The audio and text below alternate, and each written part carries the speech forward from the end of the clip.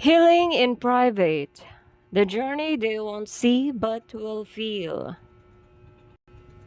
Hey everyone, welcome to Learn Something Everyday channel where we talk, learn, and discover new things every single week. If you're curious about everything and wanting to have a little bit of information about everything, well, you are in the right channel because here we've got something for everyone. So stick around until the end cause I bet you don't want to miss every single detail about topic for today. Healing is often quiet because pain is private. People want instant solutions. They forget transformations take time. Chapter 1: The Silence of Healing. First, the difference between public recovery and private healing. Most people confuse recovery with healing, but they're not the same. Public recovery is what the world sees. It's the version of you that looks like you're doing better. You show up to work again. You post a smiling photo. You tell friends, I'm okay now. You look functional, presentable, and stable. Public recovery is surface level. It's about appearances. It's about showing the world you're no longer broken. But that doesn't mean you're truly healed. Private healing is invisible. It's the long, quiet nights when you're alone with your thoughts. It's the internal rewiring, letting go, understanding yourself, forgiving, rebuilding. It's confronting emotions you hid even from yourself. Private healing doesn't care what you look like on the outside.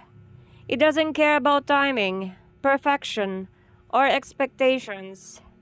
It is slow. It is uncomfortable. It is personal. And most importantly, private healing changes who you are from the inside out. Public recovery makes you look fine. Private healing makes you be fine.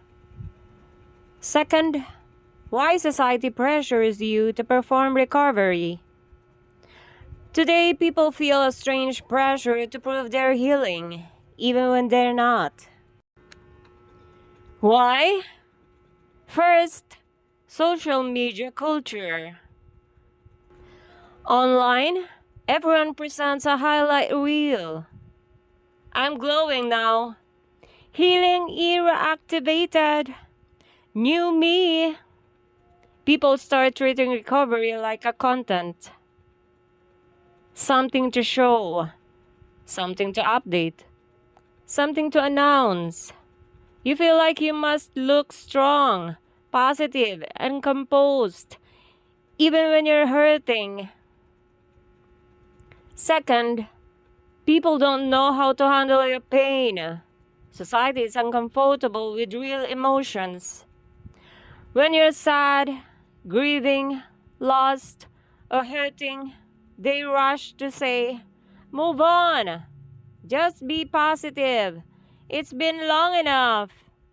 Not because you're wrong for feeling deeply, but because they don't know how to sit with someone else's pain.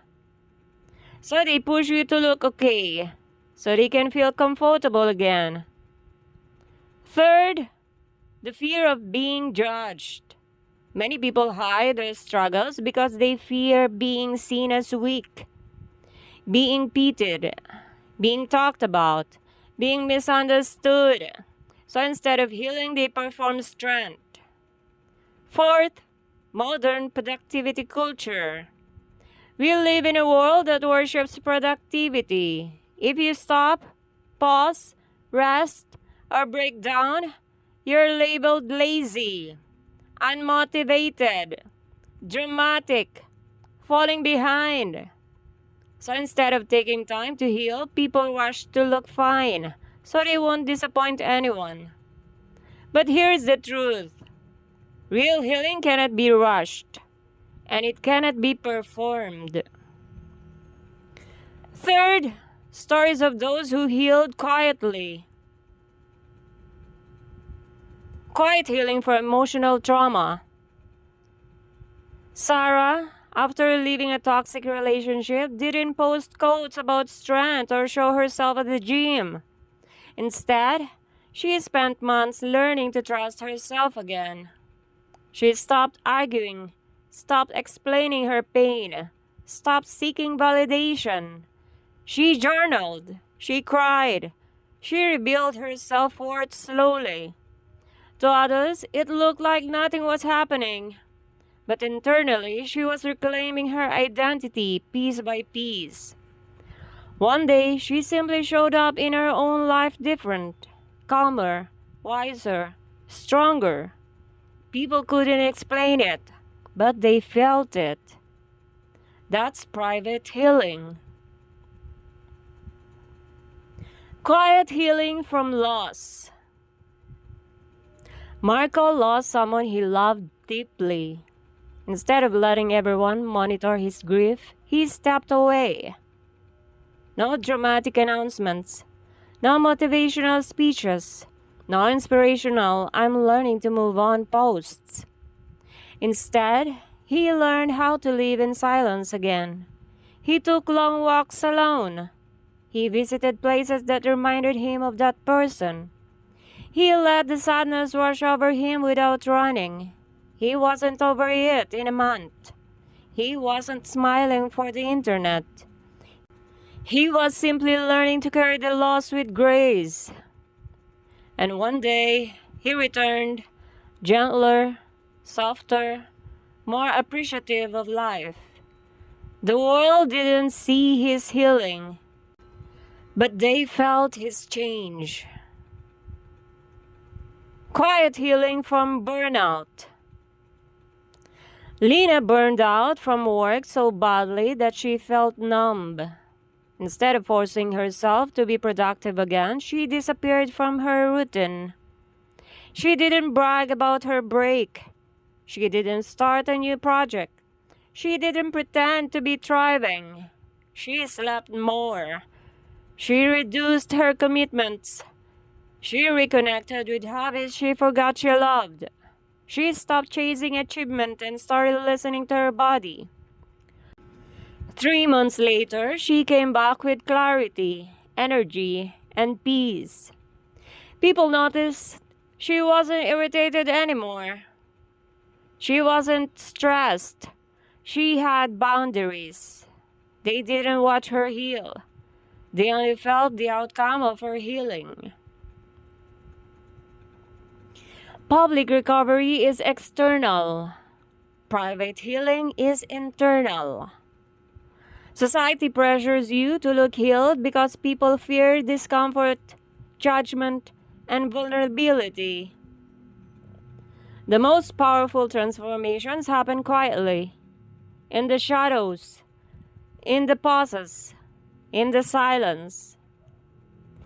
Healing in public may earn applause. Healing in private earns resilience. The world may not see your tears, but your strength will speak louder than any spotlight. Life lesson from this: true healing is for you, not for validation. Chapter 2: The importance of privacy in healing.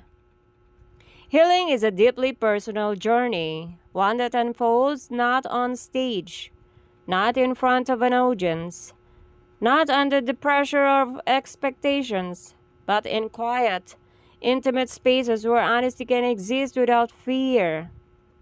Privacy is not about hiding. It is not about shame. It is not about shutting the world out forever.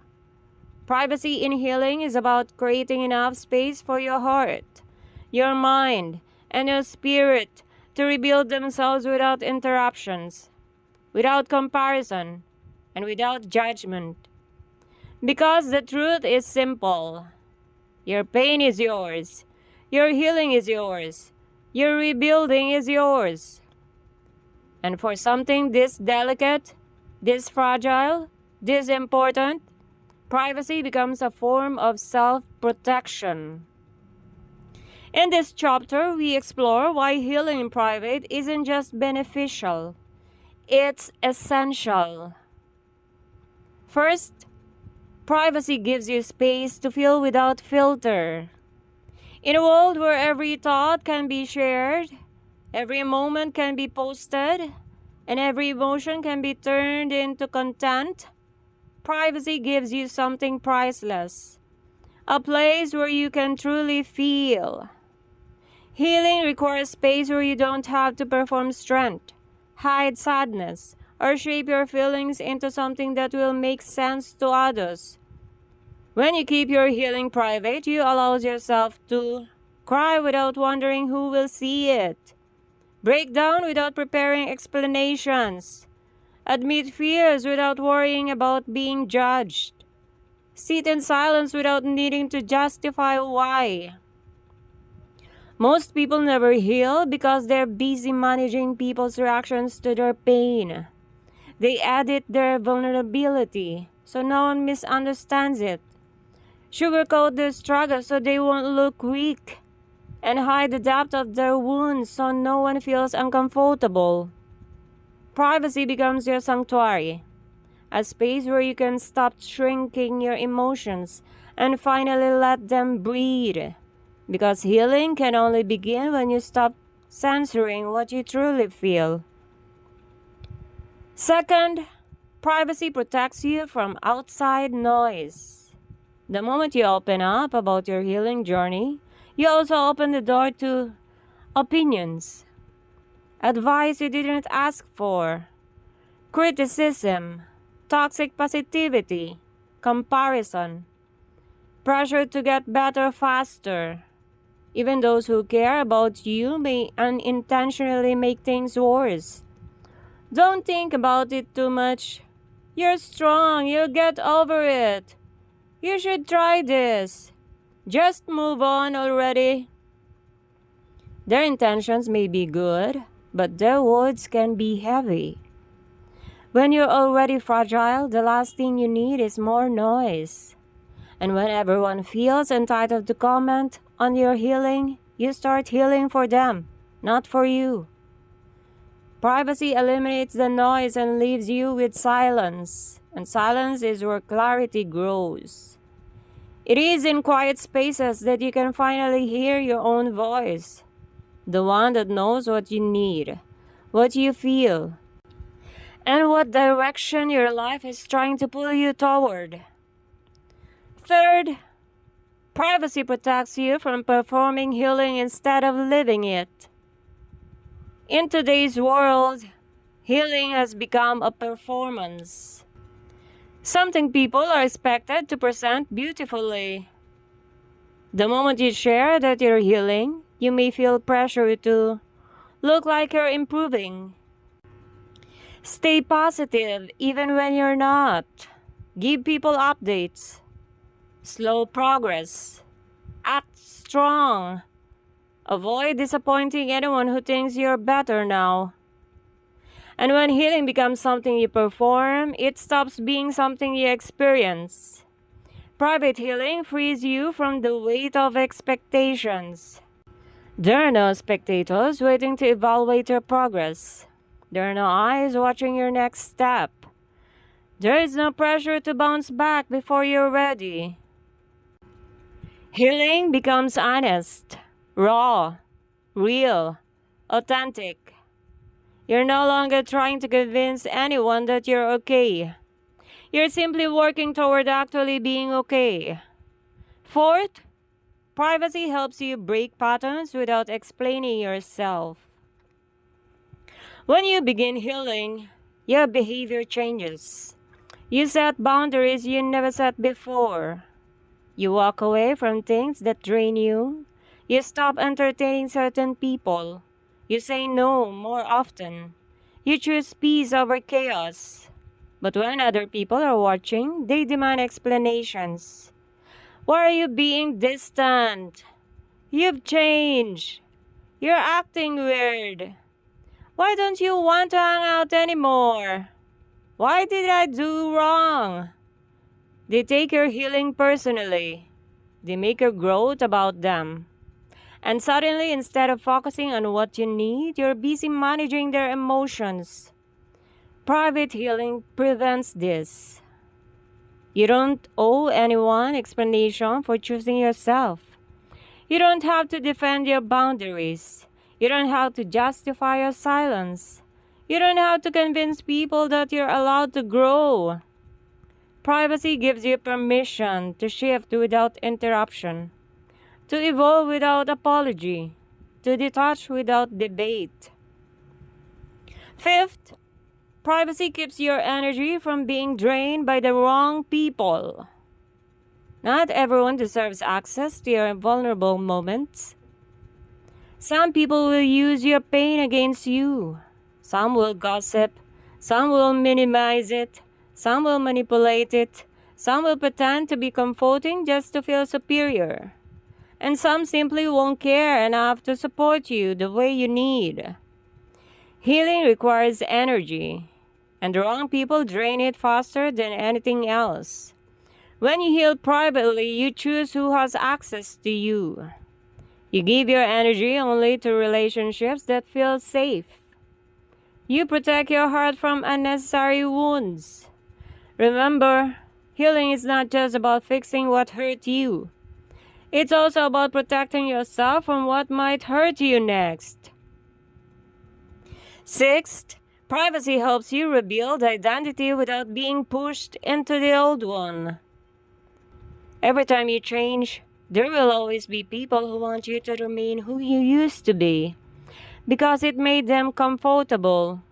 When you begin healing, people might say, "You're not acting like yourself. You're different now. You used to be fun. You're so serious lately." What they really mean is, "You're no longer who I want you to be. You're outgrowing the version of you that served me. Your boundaries inconvenience me." Private healing gives you the space to redefine who you are without being forced back into old patterns. Because the truth is, you're not supposed to stay the same. You're not supposed to act like the past didn't change you. You're not supposed to shrink to fit someone else's expectations. Privacy becomes a cocoon, a place where new identities form quietly, slowly, intentionally. By the time people see you again, you're not just improved, you're transformed. Seventh, privacy allows you to heal at your own pace. Healing has no timeline, but the world will try to give you one. Shouldn't you be over it by now? Why are you still affected? It wasn't even that serious. When you heal in private, you reclaim time. Your pace becomes your own, not dictated by anyone else's impatience or misunderstanding. Some wounds take months, some take years, some soften with time but never fully disappear. There's no shame in slow healing. There's no shame in long recovery. There's no shame in taking the time your hurt needs. Privacy gives you the freedom to move gently. 8. Privacy creates real growth instead of announced growth. Growth that is quiet becomes growth that is real. When no one is watching, you can fail without embarrassment. You can restart without judgment. You can change directions without explaining why. You can evolve without external pressure. Private healing lets you rebuild from the foundation up, slowly, deeply, and authentically. By the time people see the new you, the change is undeniable. Not because you show them your journey, but because the result speaks for itself. You didn't post motivational quotes. You became motivation. You didn't announce your changes. You embodied them. You didn't tell anyone you're healing. They simply felt it. 9th, Privacy strengthens your relationship with yourself. Healing privately forces you to face your thoughts, fears, and patterns without distraction. You learn to ask yourself, what do I really feel? What do I actually want? Why did I tolerate that? What is this pain trying to teach me? Who am I becoming? In the quiet, you reconnect with yourself. You begin to understand your triggers, your needs, your habits, and your desires. You learn self-compassion. You learn self-respect. You learn self-control. You learn self-worth. Private healing makes you your own home again. 10th, privacy protects your peace, your most valuable asset. Peace isn't something you get from the outside. Peace grows in stillness, in solitude, in moments when the world cannot reach you. Healing privately is not isolation, it is restoration. It is stepping away to gather yourself again. It is learning to breathe without pressure. It is letting the dust inside you settle. It is allowing your mind to quiet and your heart to soften. People think privacy means disappearing, but privacy is actually where you reappear. It's where you rebuild your strength. It's where you find your center. It's where you regain your balance. And when you finally step back into the world, you carry peace so strongly that people feel it without knowing why. Privacy in healing is not about shutting people out. It is about letting yourself in. It creates a space for you to breathe, feel, rebuild, and transform without noise, judgment, or pressure. It empowers you to reclaim control of your narrative, your pace, your emotions, and your identity.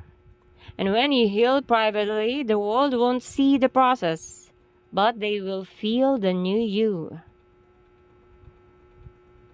Healing is a sacred process. Protect it, firstly. Chapter 3.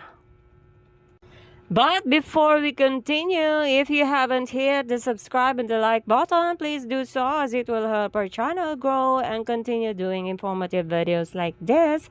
And also try to click the bell button for you to get notified whenever I post a new video. Alright, let's continue the video. Letting go of what hurt you, but not for them, for you.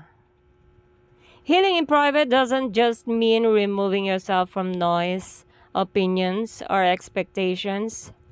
It also means facing the hardest part of inner recovery. Letting go. Not for closure, not for revenge, not to prove anything, not to make the other person feel guilty or realize something too late, but because you deserve to be free. Letting go isn't weakness. Letting go isn't forgetting. Letting go isn't pretending it didn't hurt. Letting go is choosing yourself, even when the past tries to pull you back. This chapter is about understanding why letting go is necessary, why it's painful, and why it becomes one of the most powerful acts of private healing you will ever do. First, letting go is a decision you make for your own peace. People think letting go is something that happens naturally, that one day, magically, you'll wake up and not care anymore. But that's not how it works. Letting go is not a moment, it is a choice. A choice you make again and again, sometimes every morning, sometimes every hour. A choice to stop reopening old wounds. A choice to stop replaying old conversations. A choice to stop waiting for someone to come back with the apology you deserved. A choice to stop carrying the weight of stories that no longer belong to your present self.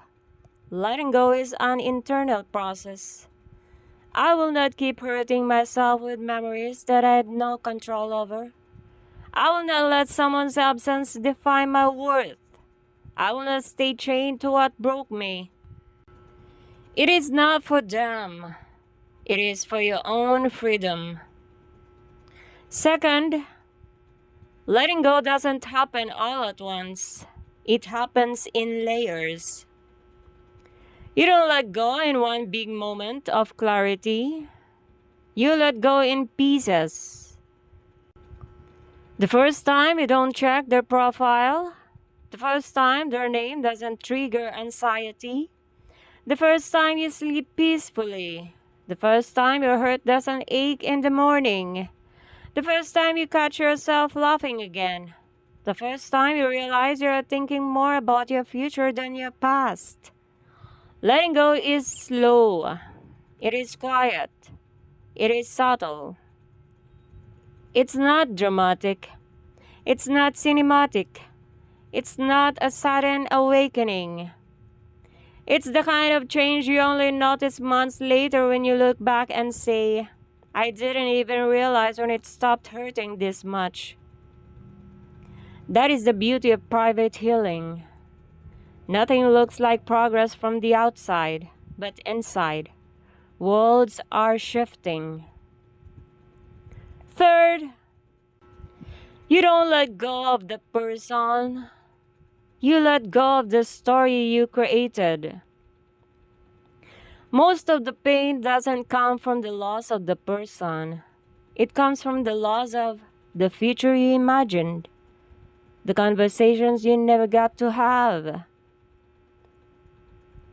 the apologies you never received, the version of them you believed they could be, the version of yourself you were trying to protect or impress, the hope that kept you holding on even when you were breaking. Letting go means releasing the story, the fantasy, the expectation. Because the painful truth is, you weren't attached to the person. You were attached to what you believed they could be in your life. And healing privately gives you the space to rewrite these stories without shame, without judgment, without anyone telling you what your pain should look like. Fourth, letting go doesn't mean you don't care. It means you've stopped bleeding.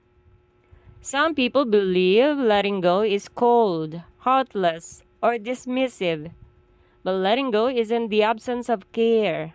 It's the end of self-destruction. You can still care about someone and still choose not to suffer for them anymore.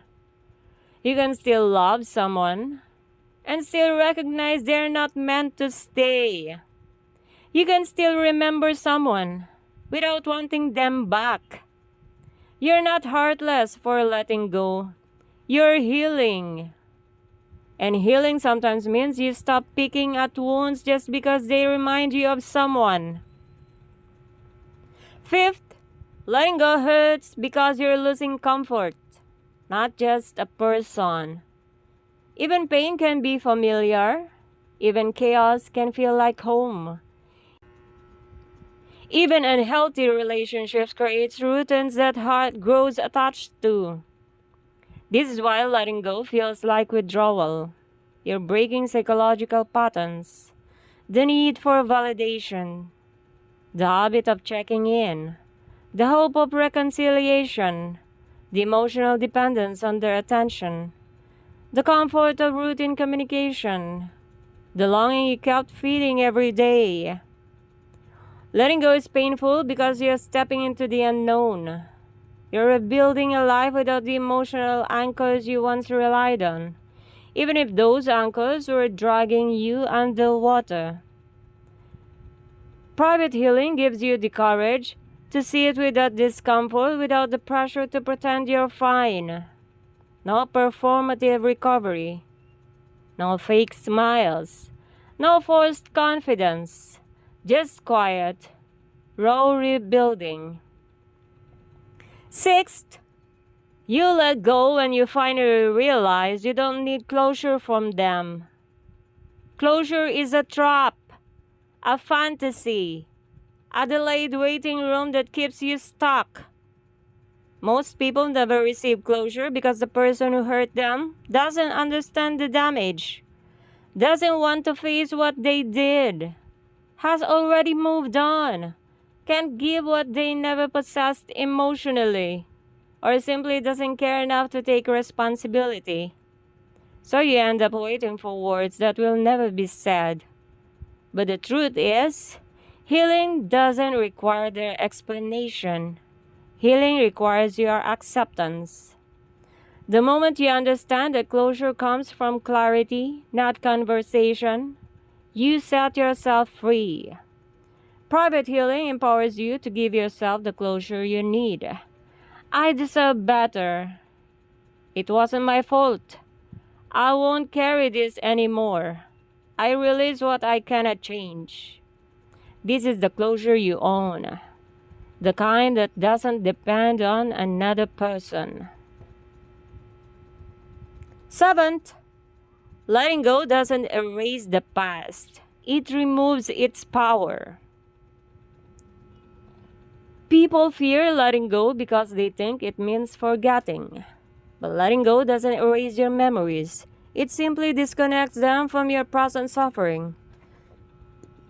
You can remember without reliving. You can recall without reopening wounds. You can reflect without breaking. Letting go means the memory no longer controls your mood. The past no longer shapes your self-worth. The pain no longer dictates your decisions. The person no longer holds emotional power over you. The past becomes a chapter, not a prison.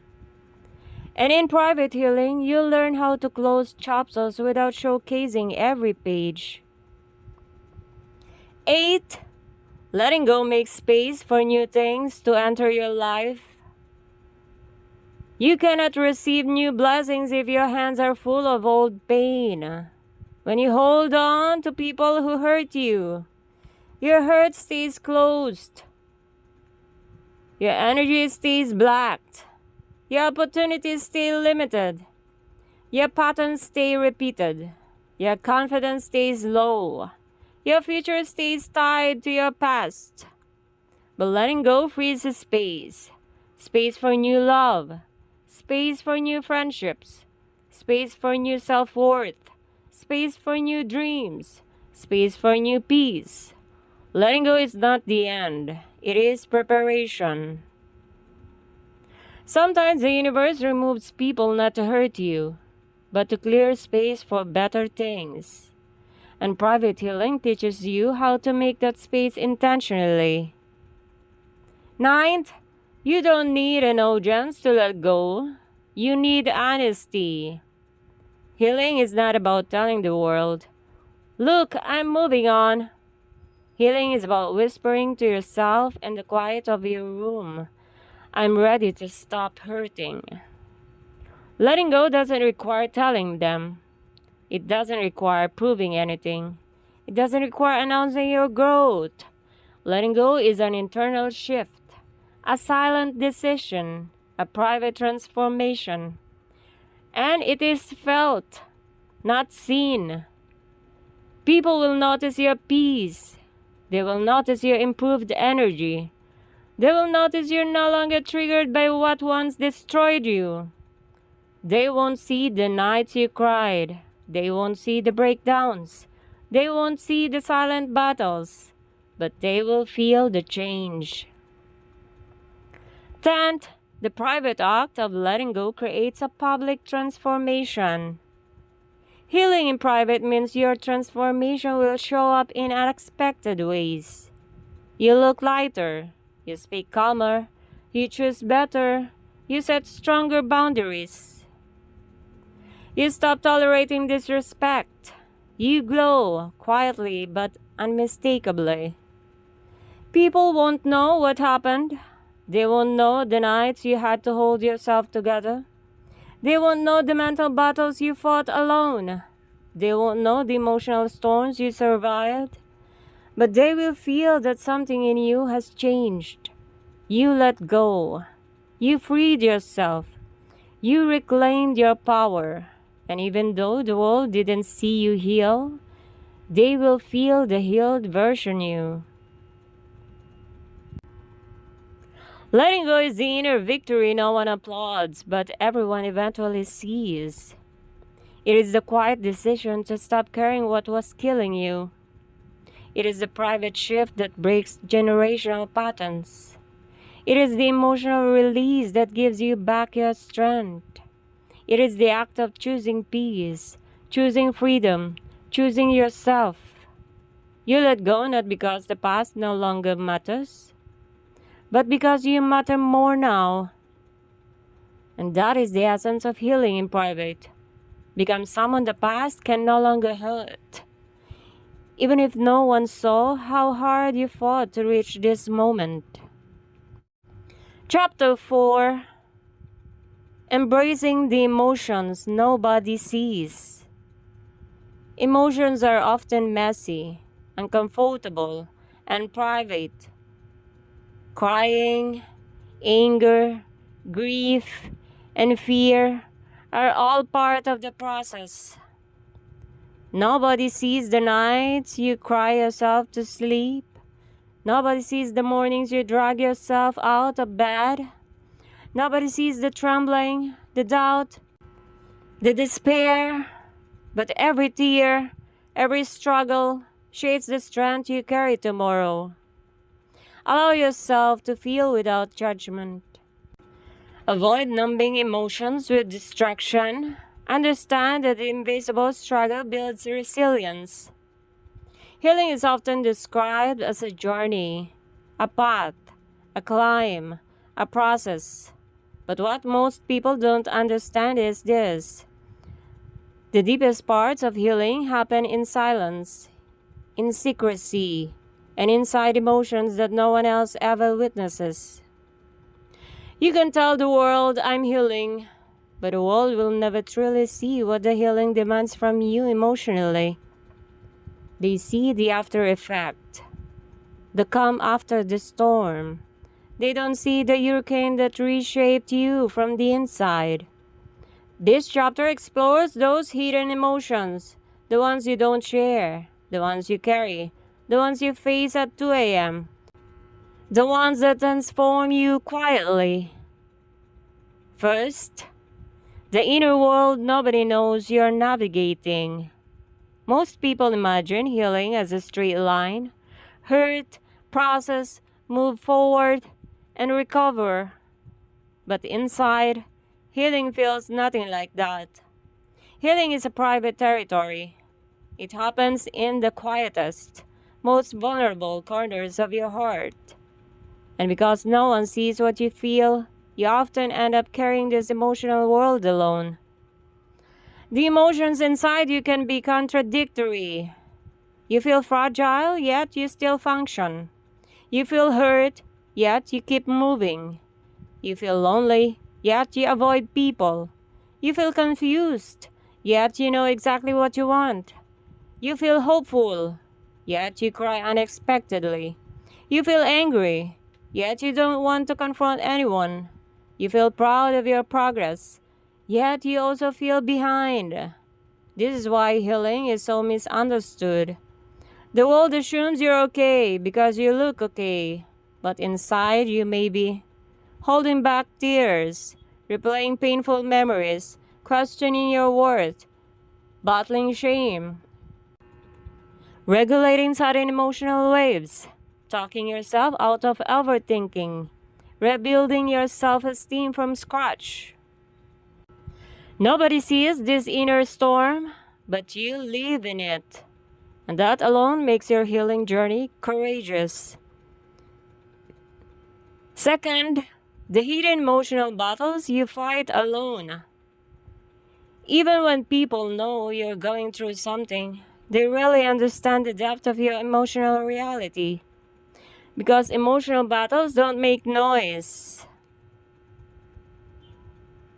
The battle with sadness. Sadness isn't always visible. Sometimes it's quiet, slow, and subtle.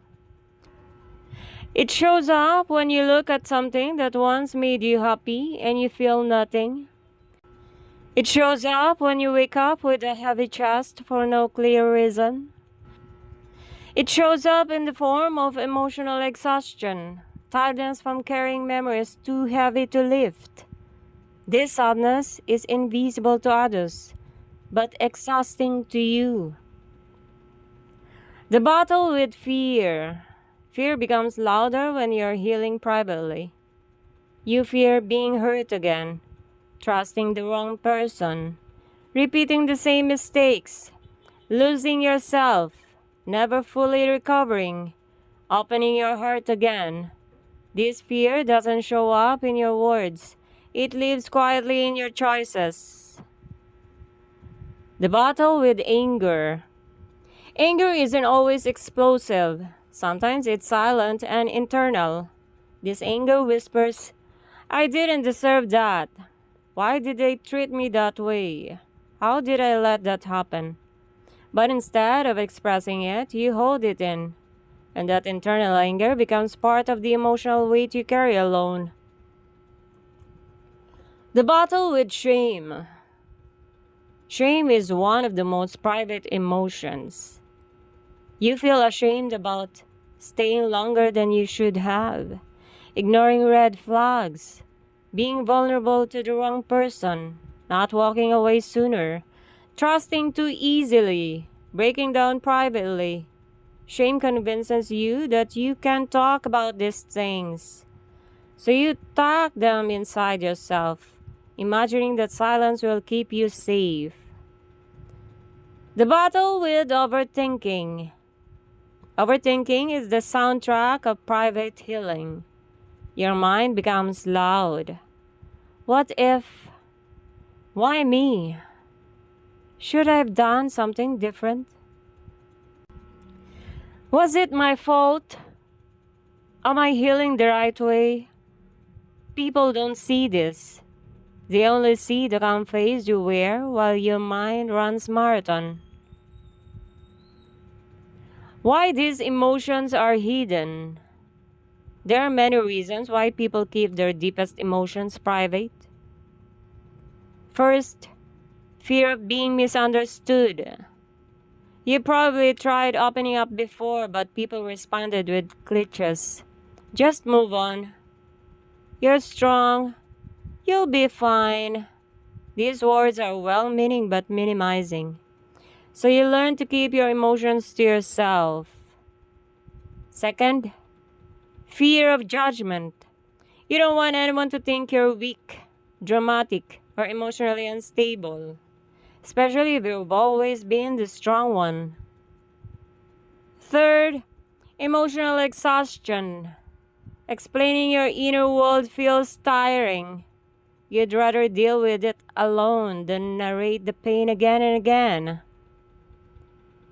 Fourth, wanting to protect your dignity. Some pain feels too intimate to share. You choose silence because your story is sacred. Fifth, some hurts don't have words. How do you describe confusion? How do you describe emotional brokenness? How do you describe something that feels like everything and nothing at the same time? Some emotions cannot be spoken. They can only be felt. The emotional lessons you learn in the dark. Private healing forces you to confront your emotions without external validation. This is difficult, but powerful. Lesson 1. You learn emotional honesty. You can lie to others, but you cannot lie to yourself when you're alone with your emotions. You learn to accept, yes, I'm hurting. Yes, I'm scared. Yes, I'm ashamed. Yes, I'm angry. Yes, I'm healing slowly. This honesty is the beginning of transformation. Lesson 2. You learn emotional resilience. When you survive nights that felt emotionally unbearable, you realize, if I can get through that, I can get through anything. Private healing builds a strength so quiet. People mistake it for calmness. Lesson 3. You learn emotional intelligence. You start understanding your triggers, patterns, and needs. You begin noticing what drains you, what comforts you, and what supports your healing. Lesson 4. You learn to regulate your internal world. Without an audience, you learn to calm your anxiety, breathe through your panic, process your memories, soothe your inner child, handle emotional waves, comfort yourself. These are skills most people never learn because they depend on external reassurance. But you learn them alone. Fifth, the beauty of embracing emotions privately. Although private healing is painful, it also holds a profound beauty. You build a stronger relationship with yourself. You get to know yourself deeply, your fears, your strength, your capacity to endure, your emotional depth. You reclaim control over your emotional life. No one else dictates how you should feel or how fast you should recover. You develop inner peace. When you face your emotions instead of running from them, they lose their power to control you. You emerge wiser. Your emotional doubt becomes a quiet superpower. You become someone who understands life with more clarity, compassion, and maturity. Sixth, the transformation people don't see but will feel. The world only notices the surface level outcome of your healing. You seem calmer. You respond differently. You're more selective with your energy. You move with more intention. You smile with more sincerity. You cut off toxic patterns quietly. You protect your peace fiercely. But what they don't see is the emotional work behind it.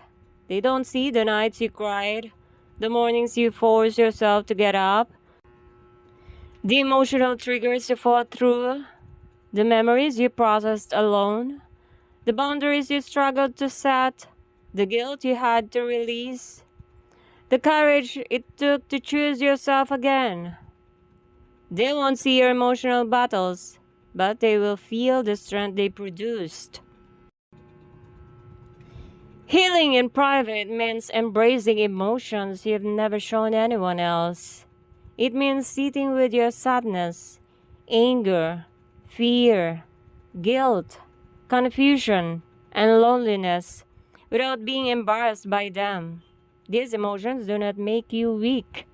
They make you real, human, deep, alive, growing. And even though the world won't see the emotions you faced, they will feel the person you've become because of them. You will carry a strength that doesn't need to be announced, a wisdom that doesn't need to be explained, a peace that doesn't need to be proven. Your healing may be invisible, but its impact will be undeniable. Life lesson from this: emotions are teachers, not enemies. Chapter 5: Breaking the Chains of Past Trauma. These are wounds you don't talk about, traumas you don't mention, memories you buried so deeply that even you try to pretend they never happened. These wounds shape you quietly. They influence your choices, your relationships, your self-worth, even your silence. And the hardest part: most people around you will never understand the weight of what you carry. This chapter is about the silent chains of trauma, how they form, how they follow you, and how you slowly, patiently, courageously begin breaking free from them. Because healing is not just about moving forward. It's about no longer being pulled backward. Number 1, understanding trauma as chains you carry. Trauma is not just an event. It's an imprint, a mark, a shadow that follows you long after the moment has passed. Trauma becomes a chain when you keep reliving the memory. You blame yourself for things that weren't your fault. You absorb guilt, shame, and confusion. You develop fear in situations where others feel safe.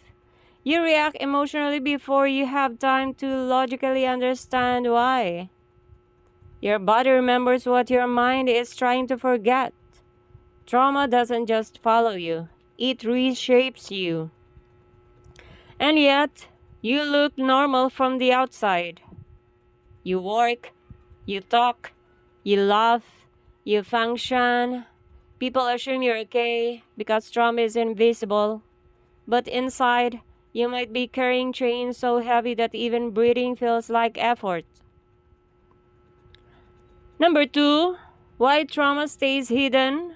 Most people who've lived through deep emotional wounds rarely talk about them. Not because the pain is gone, but because the pain is too complex to explain. First, you fear not being understood. Trauma changes the way you feel, think, and react. You probably tried opening up before and received, just let it go. It's in the past. Move on. You're overreacting. These responses taught you to stay silent. Second, you fear judgment. Trauma can make you feel weak, ashamed, or foolish, even when you did nothing wrong. You fear how people will see you if they knew the full truth. Third, you fear being vulnerable again. Sharing your pain means opening the same door that once destroyed you. It feels safer to keep it locked.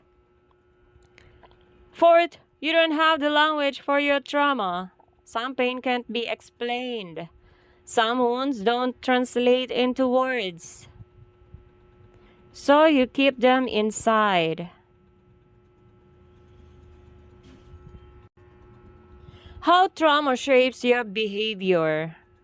Trauma doesn't disappear, it adapts. It shows up in your daily life in ways you might not recognize. Trauma shapes your self-worth. You question your worth because someone made you feel small. You minimize your needs because you were punished for having them. You tolerate too much because you once thought you deserved nothing. Trauma shapes your relationships. You avoid intimacy because getting close once broke you. You overattach because you fear being abandoned again. You self-sabotage because happiness feels unfamiliar. Trauma shapes your reactions. You overthink small things. You panic during conflicts. You shut down emotionally when overwhelmed.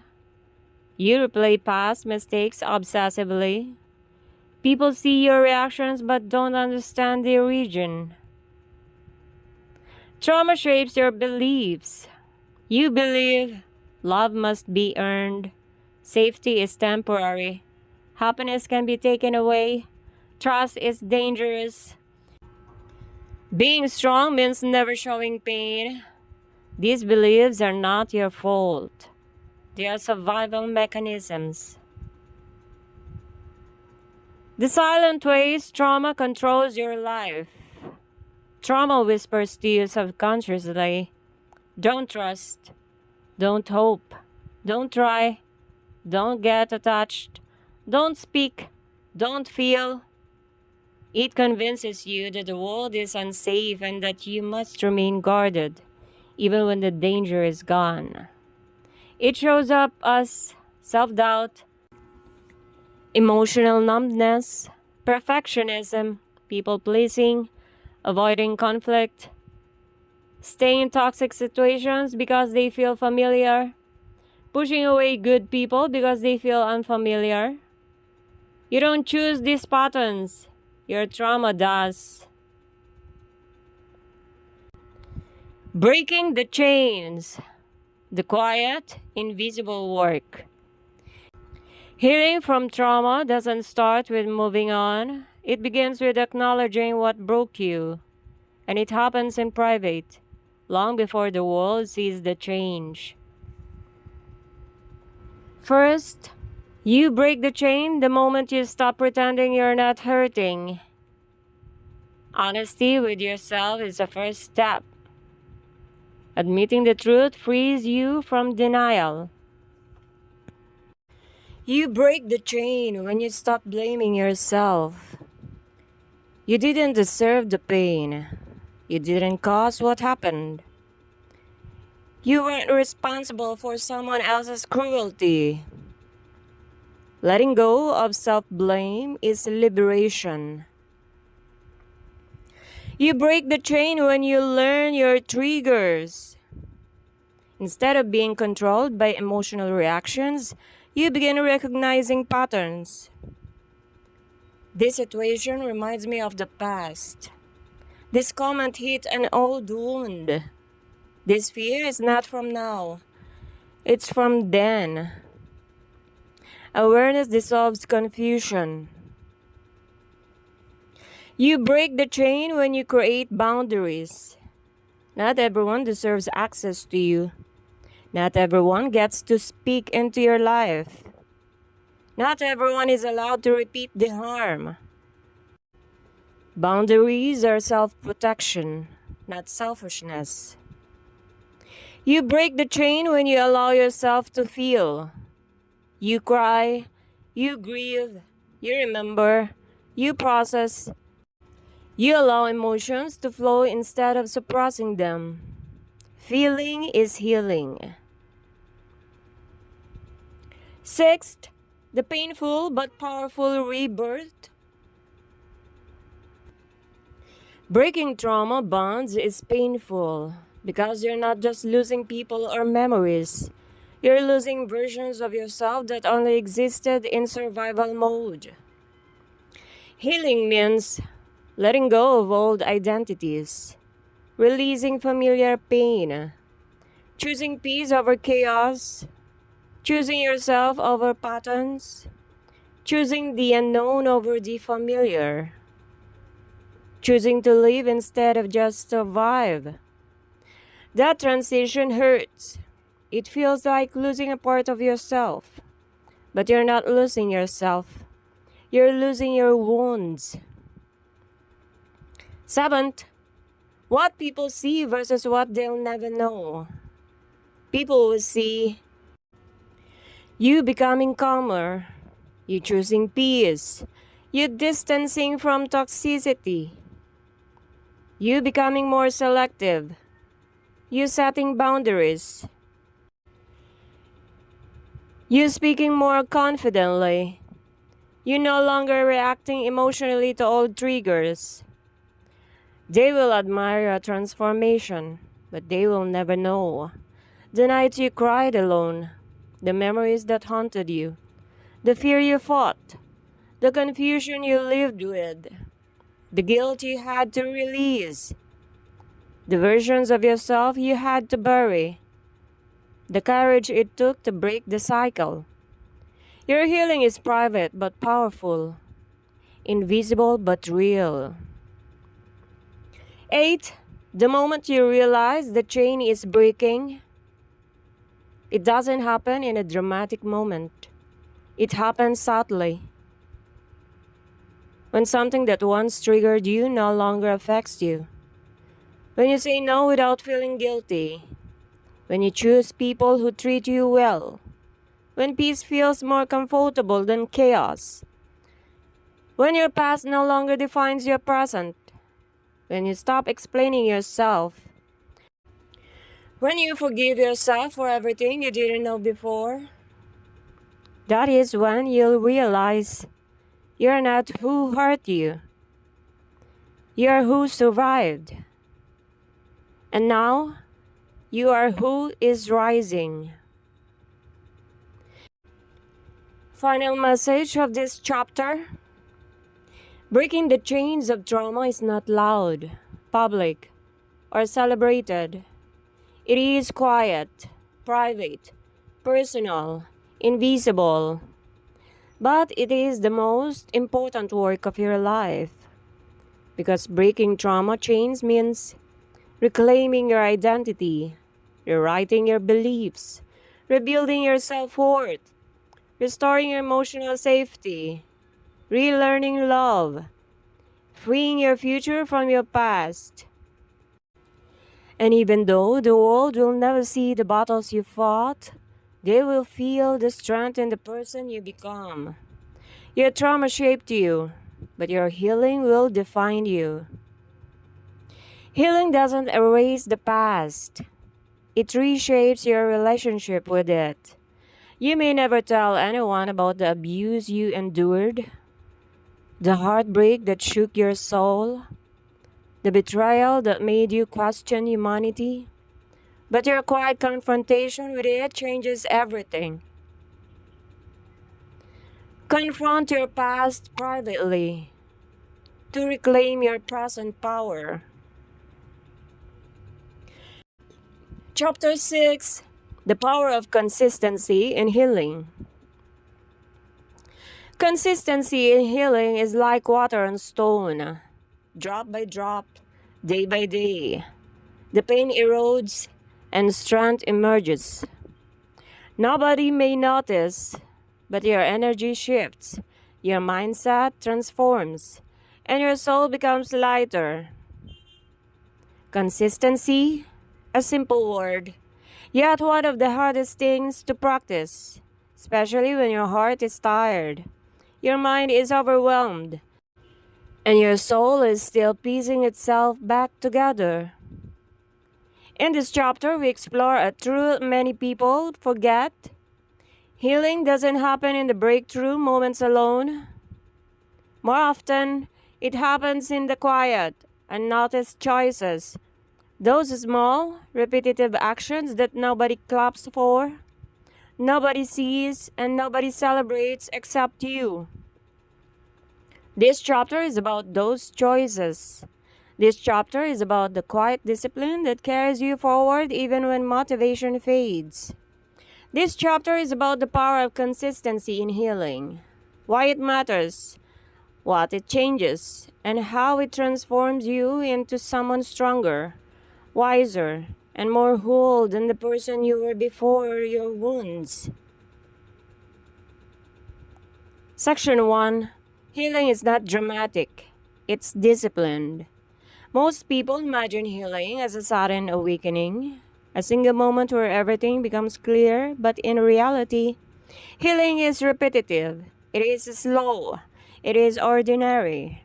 It is choosing again and again to think differently, to respond differently, to treat yourself with more patience, to pull yourself back when old habits try to drag you under, to silence the voice telling you you're not changing fast enough.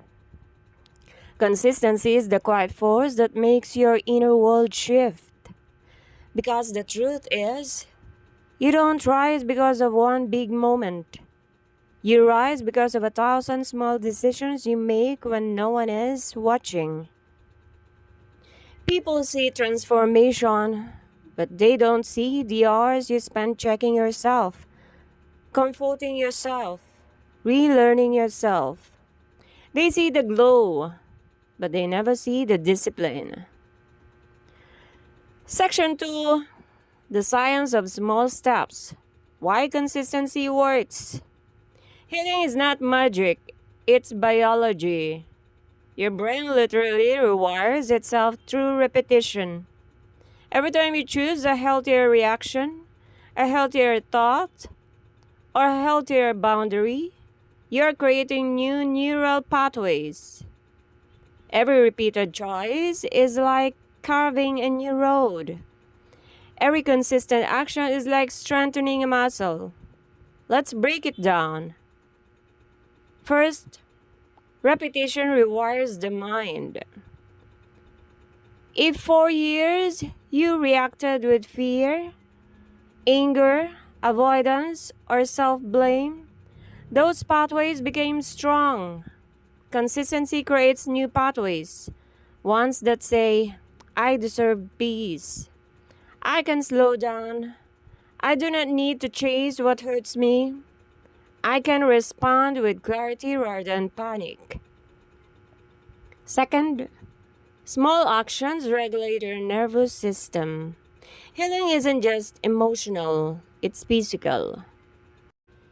Consistency in small habits teaches your body to feel safe again.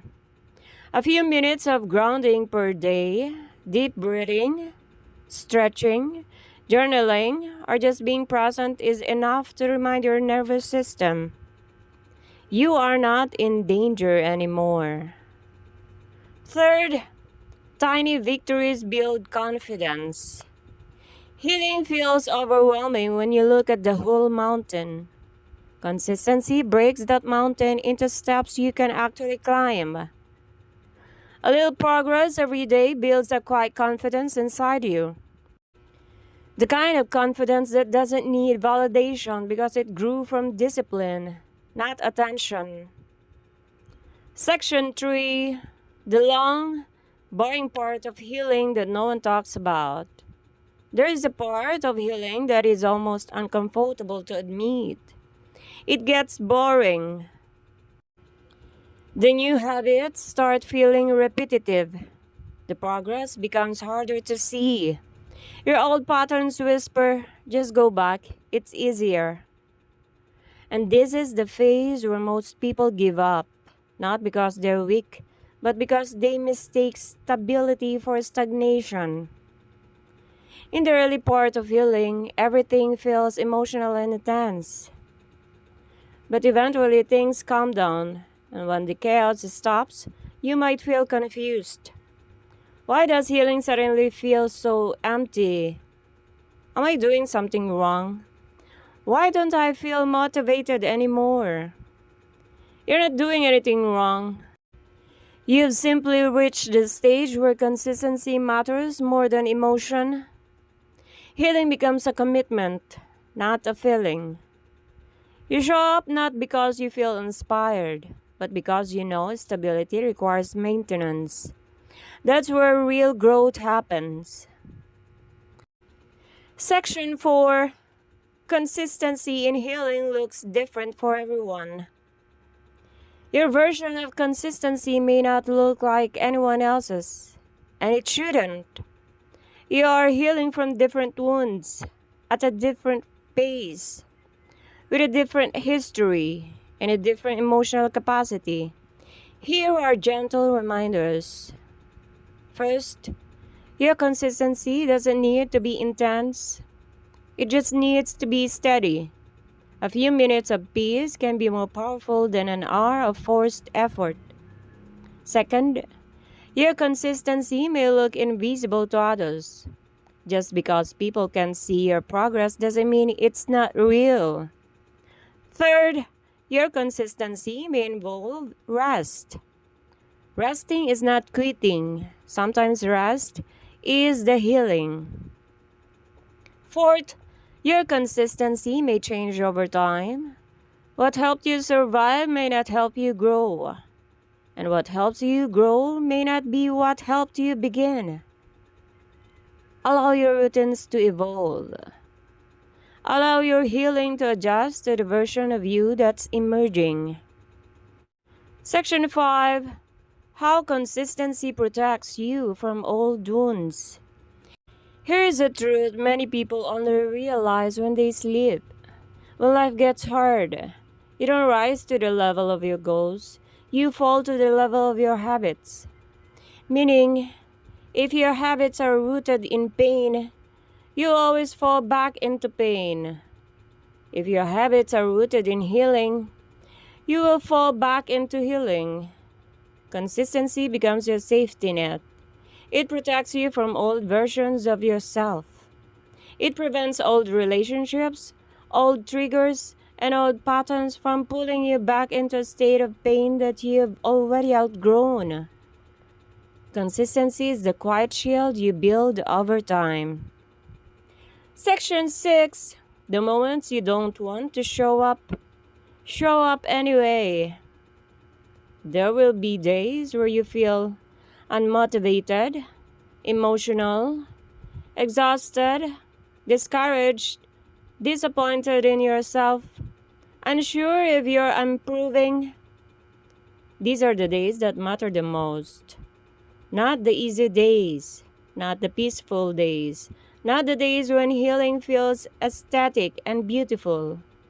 The hard days, the heavy days, the days you want to run back to your old life because it feels familiar.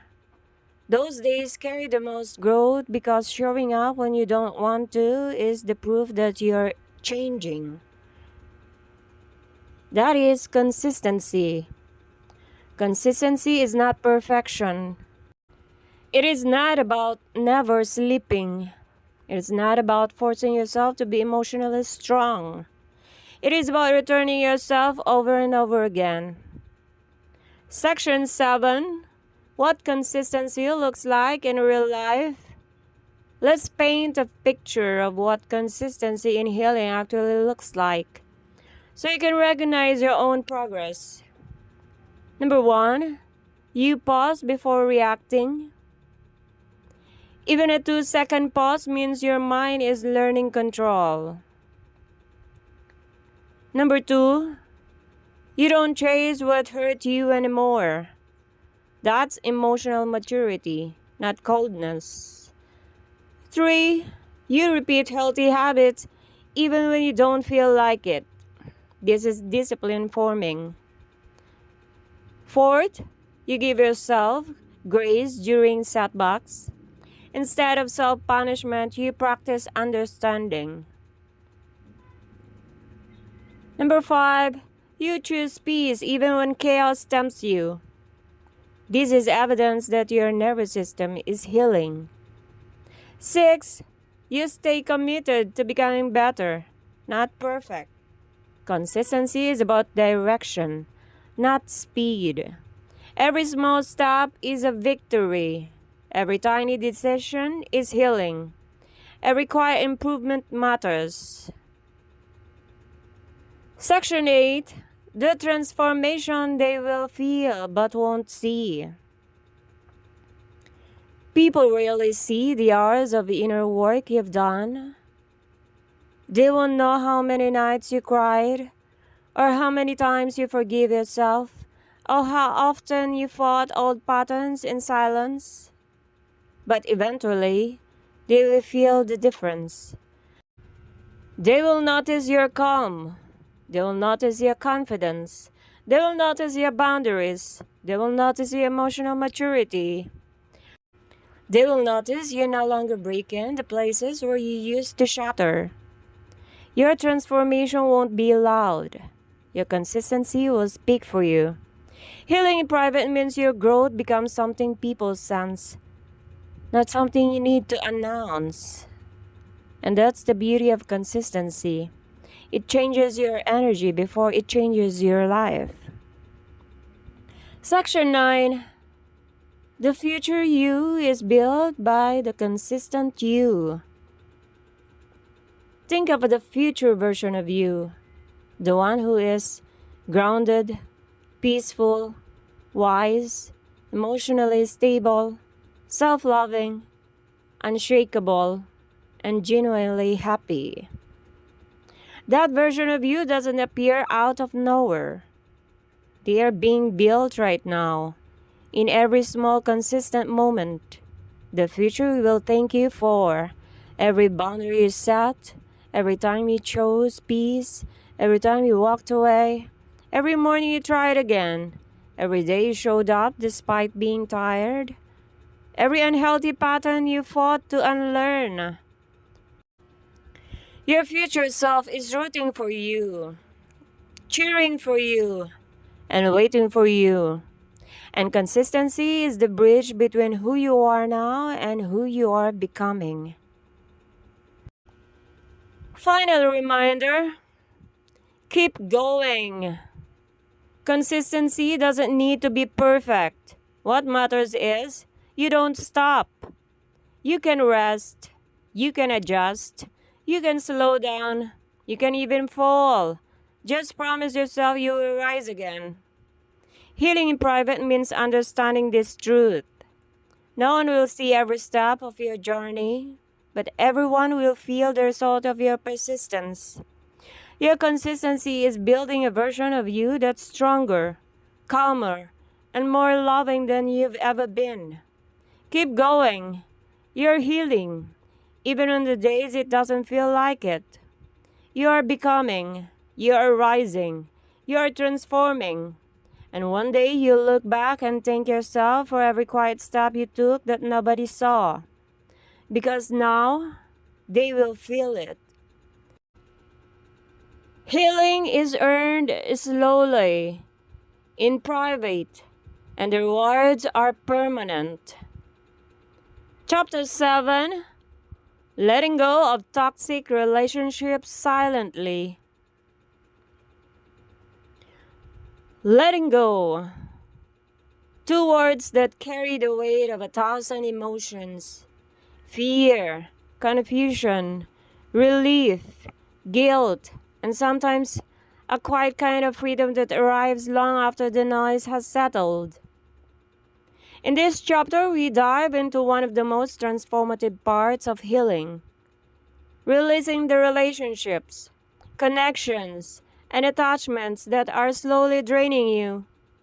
Without announcing it, without drama, and without needing closure that may never come. Because sometimes the most powerful healing isn't loud. Sometimes the most life-changing decisions happen in silence. Section 1: The silence that saves you.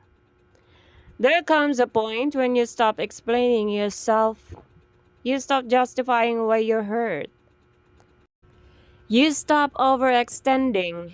You stop fighting to be understood by people committed to misunderstanding you. This is the moment that silent letting go begins. People think silence means weakness, but in healing, silence is often strength. It is the choice to conserve your energy, to avoid unnecessary battles, to protect your peace, to stop bleeding in places where no one intends to heal you, to live quietly, because the noise is what broke you. Letting go silently is not a sign that you don't care. It's a sign that you finally care about yourself. Section 2: Recognizing when a relationship is toxic. A relationship becomes toxic not because of one mistake, but because of a pattern. Number 1, when you feel smaller around them. Your confidence shrinks, your voice fades, your identity slowly disappears. 2, when you are always the one giving. Emotionally, mentally, financially, spiritually, yet they never meet you halfway. 3, when your peace disappears. You feel anxious before seeing them. You feel drained after talking to them. Your body reacts before your mind does. 4, when you start losing yourself. Your routines change. Your personality shifts. Your joy fades. Your laughter becomes rare. 5, when they only love you when they need something, but disappear when you need them. 6, when your intuition keeps whispering, this isn't right, and you keep forcing yourself to stay anyway. A relationship becomes toxic the moment it consistently changes your mental, emotional, or spiritual well-being, no matter how much love, history, or attachment you share. And when the damage becomes too heavy, letting go becomes an act of self-respect. Section 3: Why letting go quietly is sometimes the only option. Not every goodbye needs to be spoken. Not every ending requires an announcement. Not every detachment demands a confrontation. Here's why silent living becomes necessary. Number 1, because they won't listen anyway. Toxic people don't want to understand you. They want to maintain control. Number two, because explaining drains you more. You've already tired. You've already spoken. You've already cried. Nothing changed. Three, because you don't owe closure to people who only bring chaos. Closure is not an apology. Closure is accepting what happened and choosing peace. Four, because silence protects your dignity. You live without insulting them, without fighting, without burning bridges. You walk away with grace, even when they didn't deserve it. Number five, because silence prevents manipulation. The less they know about your feelings, your plans, your healing, the less power they have over you. Sixth, because real healing starts the moment you protect your peace, not the moment they finally validate your pain. Silent letting go is not cowardice, it is wisdom. Section 4, the pain of living and why it hurts so much. Even when it's the right choice, letting go is devastating. Why? Because toxic relationships are not always terrible. Sometimes they are warm. Sometimes they are familiar. Sometimes they make you feel needed. Sometimes they remind you of who you used to be. That's why walking away feels like walking away from part of yourself. You don't just lose a person. You lose the memories, the routines, the hopes you had, the version of yourself you were with them, the future you imagined. It's not just a separation, it's a grieving process. And grief is messy, confusing, and unpredictable. Letting go hurts because the heart loves deeply, even when the mind knows better. But healing requires choosing what your soul needs, not what your wounds crave. Section 5, the private process of detaching. Letting go silently is not a one-time action. It is a process that unfolds in stages, most of which no one will ever witness. First, you begin withdrawing emotionally. The conversations feel forced. Your excitement fades. You respond less. You invest less.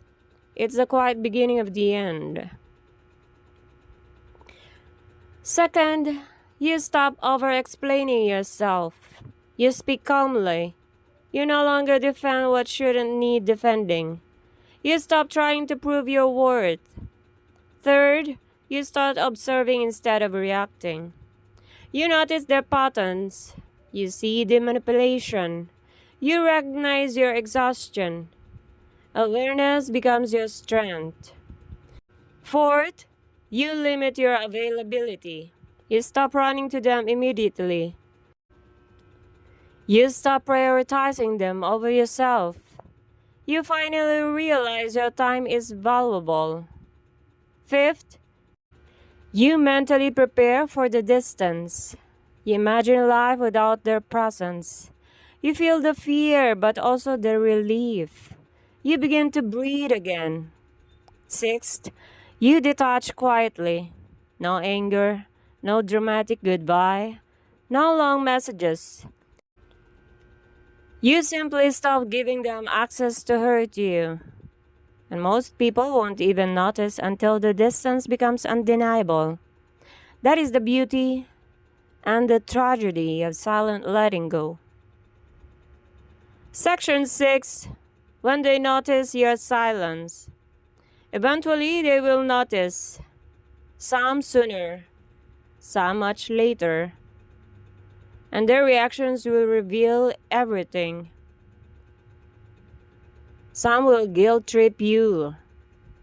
Why are you so distant? You're acting different. You're being unfair. But where were they when you needed them? Some will get angry because your silence takes away the power. Some will pretend they didn't notice because acknowledging your distance means acknowledging the behavior. And very few will reflect. These are the ones who genuinely loved you but didn't know how to show it. But most won't reflect because toxic people care more about losing control than losing you. And your silence becomes louder than any goodbye. Section 7. The freedom after the pain.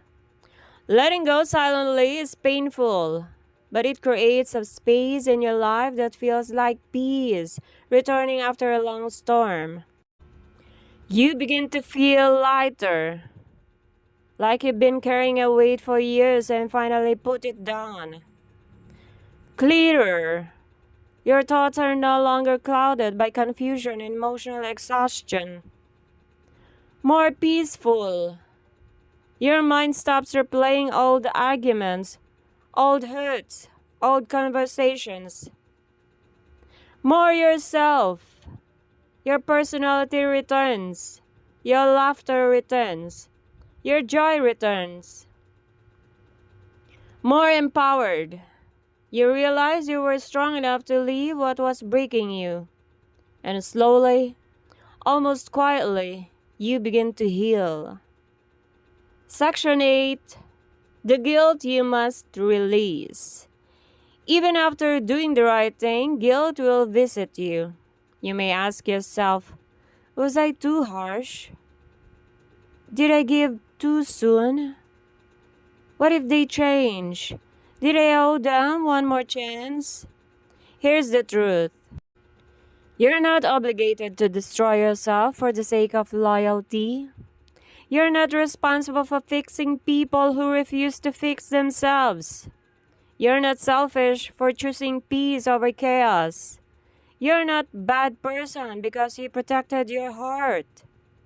Guilt comes from love, but love should not cost your sanity. Letting go silently is not betrayal. It is self-preservation. Section 9. The lessons you learn after leaving. Every toxic relationship teaches you something profound. If you are willing to listen to the lesson beneath the pain. First, you learn your worth. At some point, you realize you deserve effort, respect, consistency, and reciprocity.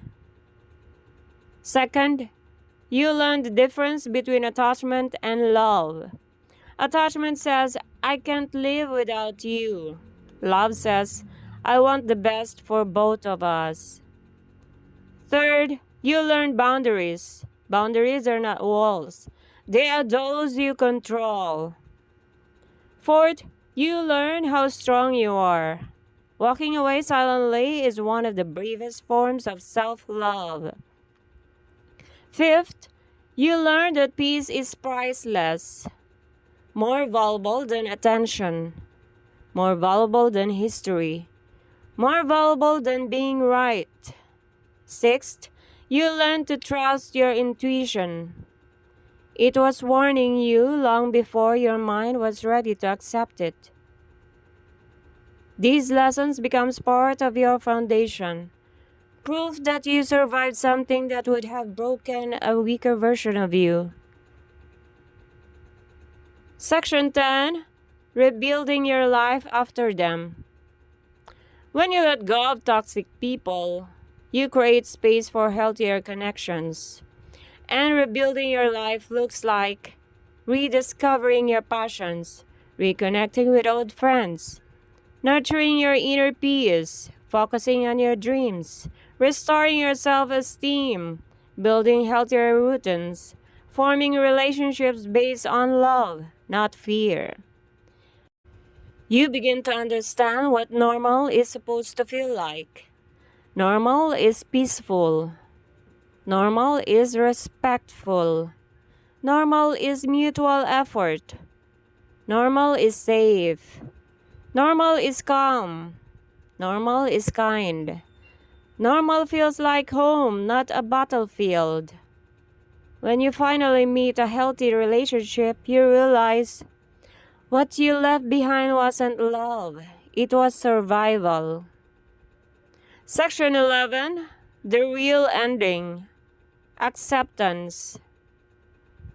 The real end of a toxic relationship doesn't happen when you stop talking.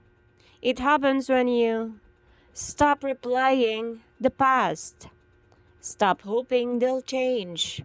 Stop waiting for closure. Stop wishing things were different. Stop blaming yourself. Stop romanticizing what hurt you. Stop craving their validation. Stop reopening the wound. Acceptance is when you finally see the relationship clearly, not through attachment, not through nostalgia, not through pain, but through truth. Acceptance is when you can say, it ended and that's okay. It wasn't healthy and I deserve better. I don't hate them, but I don't need them. I'm choosing peace even if it's silent. Acceptance is the final step of letting go and the first step of freedom. Section 12. The power of silent goodbyes. Silent goodbyes have a power that words can't match. They say, I'm choosing myself. I'm done repeating cycles. I'm breaking the pattern. I'm loving myself the way you never could. I'm walking away with my dignity. Silent goodbyes aren't about pretending nothing happened. They're about refusing to keep hurting yourself in the same place. A silent goodbye is the beginning of a loud transformation. Final message of this chapter. Letting go silently doesn't make you cold. It doesn't make you heartless. It doesn't make you weak. It makes you wise. Some endings require no announcement because the truth is already clear. Some people do not deserve front row seats to your healing. Some relationships do not deserve a dramatic farewell. Some closures happen in your heart, not in conversation. And when you let go silently, something beautiful happens. You create space for the love, peace, wholeness, and connections you truly deserve. Healing in private means choosing your peace over the presence. And that is one of the most beautiful, powerful decisions you will ever make. Some relationships hinder your healing. Removing toxicity quietly preserves your peace and dignity. Not every goodbye needs an announcement. Not every cut-off needs explanation. The strongest people cut silently. And the effects ripple through their lives in ways others can only feel, not see. Your peace is more valuable than validation from those who drain you. Chapter 8. The silent power of personal growth. There are transformations that everyone sees. Graduations, promotions, new achievements, new milestones. But the greatest transformations, the ones that change the direction of your entire life, often happen quietly, internally, privately. Personal growth is really loud. It doesn't always show up on your social media. It doesn't always get applause. It doesn't always get validated. Sometimes the most powerful growth leaves no visible evidence until one day people realize you've become someone they can't ignore anymore. This is the silent power of personal growth. It changes your entire existence before the world even realizes you've started. Section 1. Growth that no one sees but everyone feels. When people talk about self-improvement, they imagine massive changes. Waking up at 4 a.m., finishing 10 books a month, hitting the gym daily, having a perfectly organized life. But real growth, the kind that truly transforms you, is much more subtle.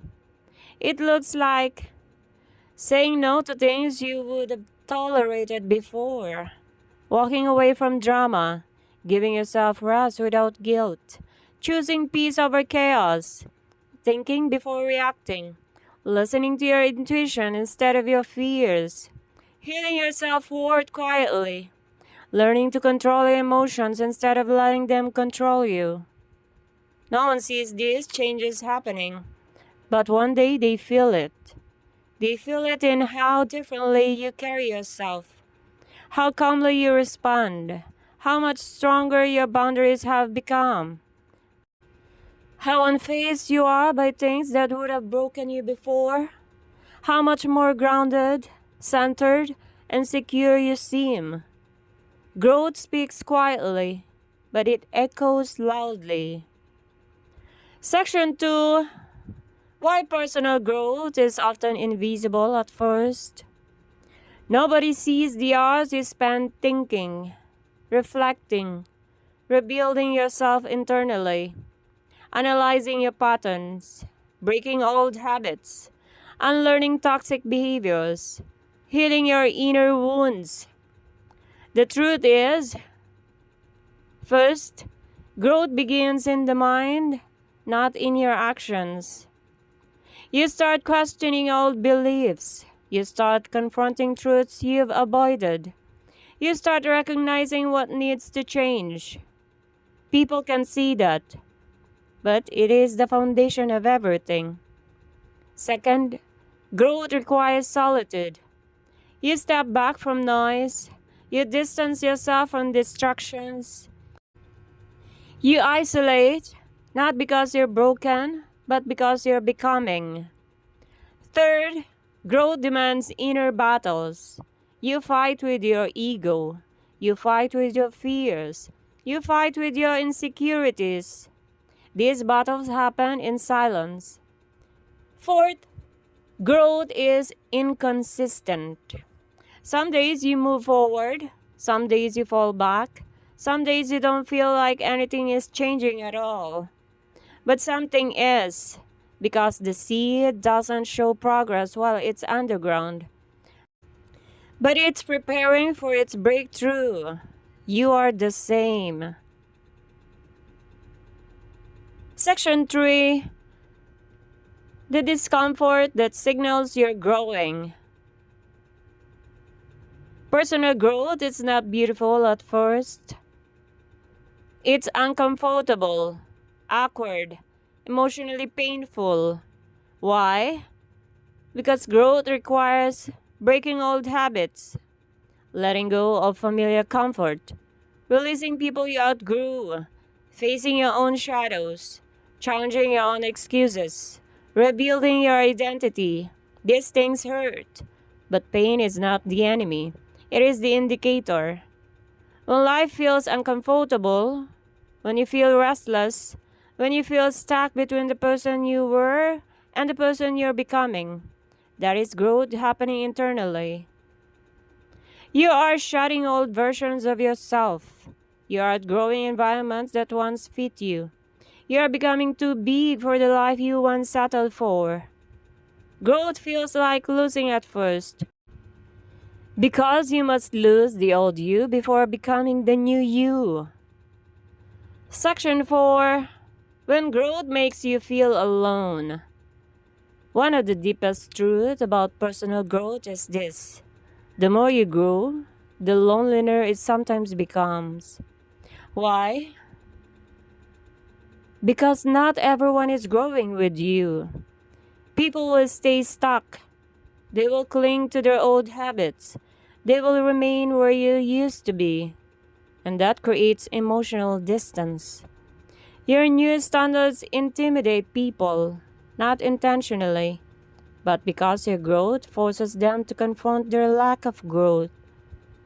You lose people you thought were permanent, not because you stopped caring, but because your evolution no longer aligns with their stagnation.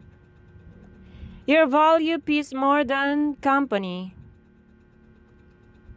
You begin choosing solitude over drama, boundaries over people pleasing, healing over attachment, self respect over tolerance. This naturally shifts your circle. But remember, you're not alone.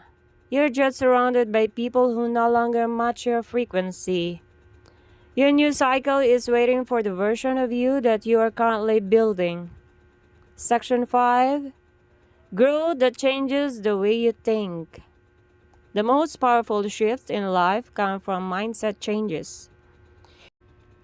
Here are silent mindset upgrades that transform your life without you realizing. You stop reacting. You start responding.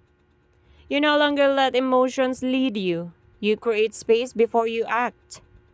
You stop seeking validation. You know your worth without external approval. Your confidence becomes internal, not dependent. You stop taking things personally. You realize people's behavior reflects them, not you. You stop trying to fix anyone. You learn to protect your energy. You help without sacrificing your mental health. You stop living in the past. You honor your past but refuse to stay trapped in it. You stop fearing change. You embrace it. You move with life instead of resisting it. These mental shifts are invisible at first, but they transform everything. Your relationships, your decisions, your habits, your confidence, your identity. People will say, "You've changed," and they will be right. You didn't just change, you evolved. Section 6. Growth that changes the way you move. Personal growth expands far beyond your thoughts. It changes your behaviors. You become more selective with people, with conversations, with the energy you allow into your life. You stop oversharing. Not everyone deserves access to your inner world. You stop chasing. If someone wants to leave, you let them. If something is not meant for you, you release it. You plan before reacting. You become strategic, more patient, more intentional. You invest in yourself, learning, skills, health, habits, stability. You show up consistently, even when unmotivated, because discipline becomes your foundation. These behaviors don't make noise, but they rewrite the trajectory of your life. Section 7. Why people underestimate your growth. This is the silent pain of personal evolution. People will not see your growth until your growth benefits them. Some will dismiss your efforts, call you dramatic, assume you're the same, treat you like old version of you, overlook your progress, because people only notice what affects them. But your growth is not for them. It's for your peace, your future, your mental stability, your self-worth, the life you are building, the person you are becoming. Growth is not a performance. You don't owe anyone evidence. Keep going even when nobody claps. One day, your results will speak loudly enough that no one can deny your evolution. Section 8. The moment they realize you've changed. There comes a moment when people who doubted you, who underestimated you, who took you for granted, finally recognize your growth. It usually happens when you no longer react, you no longer beg, you no longer explain, you no longer tolerate disrespect, you no longer settle for less, you no longer allow chaos into your life. They see your peace, they see your confidence, they see your discipline, they see your boundaries, and suddenly they treat you differently. Your growth forces the world to meet you at a higher level. Some people will be inspired by your evolution. Others will feel threatened by it. Both reactions are confirmation that you're becoming someone new. Section 9. The beauty of private growth. Growing in private is powerful because you avoid judgment, pressure, comparison, outside noise, unnecessary commentary, people questioning your progress, people sabotaging your goals. Private growth is sacred. Nobody gets to interfere. Nobody gets to rush you. Nobody gets to label you. Nobody gets to hold you back. You are evolving gently, deeply, authentically. And because it's private, your progress becomes permanent. Growth is quieter when it's real. Section 10. How to keep growing silently. Here are the habits that strengthen silent personal growth. Self-reflection, journaling, thinking, asking yourself hard questions. Selective solitude, not isolation. Intentional alone for clarity and peace. Emotional regulation, controlling your reactions, understanding your triggers, responding with awareness. Boundaries, protecting your mental space, saying no without guilt. Consistent habits, small daily improvements, tiny steps that accumulate into massive transformations. Feeding your mind, reading, learning, listening to meaningful content, challenging your thinking. Letting go, releasing people who disrupt your peace, detaching from old versions of yourself. These are not loud practices, but they shape your destiny. Section 11. The transformation nobody saw coming. Every person who transforms silently eventually surprises the world. People wonder, how did they change so much? When did they become so disciplined? Where did this confidence come from? How did they become so different so fast? They don't realize your transformation wasn't fast. It was silent. It wasn't sudden. It was consistent. It wasn't magic. It was inner work. Silent growth builds unshakable character. It builds emotional maturity. It builds a version of you that nobody can manipulate again. Without noise, without explanation, without validation. Just quiet, powerful evolution. Final message of this chapter. Your growth is not supposed to be a performance. It is not supposed to impress people. It is not supposed to be loud. The strongest transformations happen inside you. When you choose peace over anger, when you choose healing over revenge, when you choose boundaries over attachment, when you choose discipline over excuses, when you choose your future over your comfort. Personal growth is not becoming someone new. It is returning to the person you were always meant to be. And you don't need applause for that. You don't need recognition. You don't need permission. You're allowed to grow at your own pace. You're allowed to heal privately. You're allowed to evolve silently. You're allowed to outgrow people who refuse to grow with you. One day the world will see what you built quietly. One day your growth will become undeniable. One day you will look back and realize you didn't need to be loud to become powerful. You just needed to begin. Growth is louder than words. Transformation is undeniable. Chapter 9. Spiritual and Emotional Healing. Healing is not just about the visible scars. It's never just about fixing what everyone can see. True healing happens in the quiet, unseen corners of your soul, where emotions and spirit intertwine.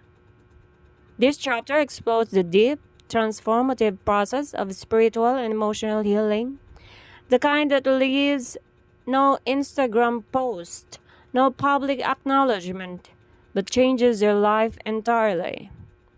Section 1: The difference between emotional and spiritual healing. Emotional healing is the process of addressing the internal wounds caused by life's changes, heartbreak, rejection, trauma, loss, or failure. It's learning to feel your emotions fully rather than suppress them. Spiritual healing, on the other hand, goes beyond emotions. It's the alignment of your inner self with a deeper purpose or truth. It is the restoration of faith, hope, and connection to the universe, God, or your inner wisdom. Think of it this way: emotional healing repairs the cracks in your heart. Spiritual healing strengthens the foundation that holds your heart in place. Without emotional healing, spiritual growth can feel hollow. Without spiritual healing, emotional recovery can feel fragile. Together, they form a complete cycle of restoration. Section 2: Why spiritual and emotional healing must be private. Society often misunderstands healing. It expects immediate recovery, quick fixes, and visible progress. Social media encourages performing wellness, where people show off therapy sessions, meditation routines, or inspirational posts, but real healing isn't performative. Healing in private allows authenticity. You feel without the need to explain or justify your feelings. You cry, rage, reflect, or meditate freely without judgment. Depth. Transformation occurs when distractions are removed. You confront the raw truth about yourself, not the curated version you show the world. Sustainability. Quick fixes might make you feel better temporarily. Private, intentional healing builds resilience that lasts a lifetime. Healing is a sacred act. It doesn't belong on anyone else's timeline. It belongs to you. Section 3: Steps to emotional healing. First, acknowledge your emotions. Too often, people deny their feelings. Anger after betrayal, grief after loss, anxiety from uncertainty, shame or guilt from past mistakes. Acknowledging is not wallowing, it's facing reality. Sit with your feelings, label them, and allow them to exist without resistance. Example: a woman who lost her parent might feel sadness every morning. Instead of distracting herself, she allows herself to cry, write letters to her loved one, or reflect.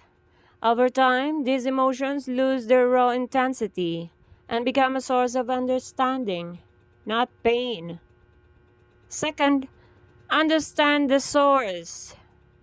Emotions often have roots buried deep in your past. Did your anger stem from a childhood experience? Does your fear of failure come from someone doubting you?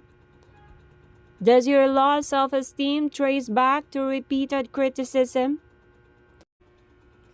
Understanding your emotions gives them context. Once you know the source, you can address the root instead of fighting symptoms.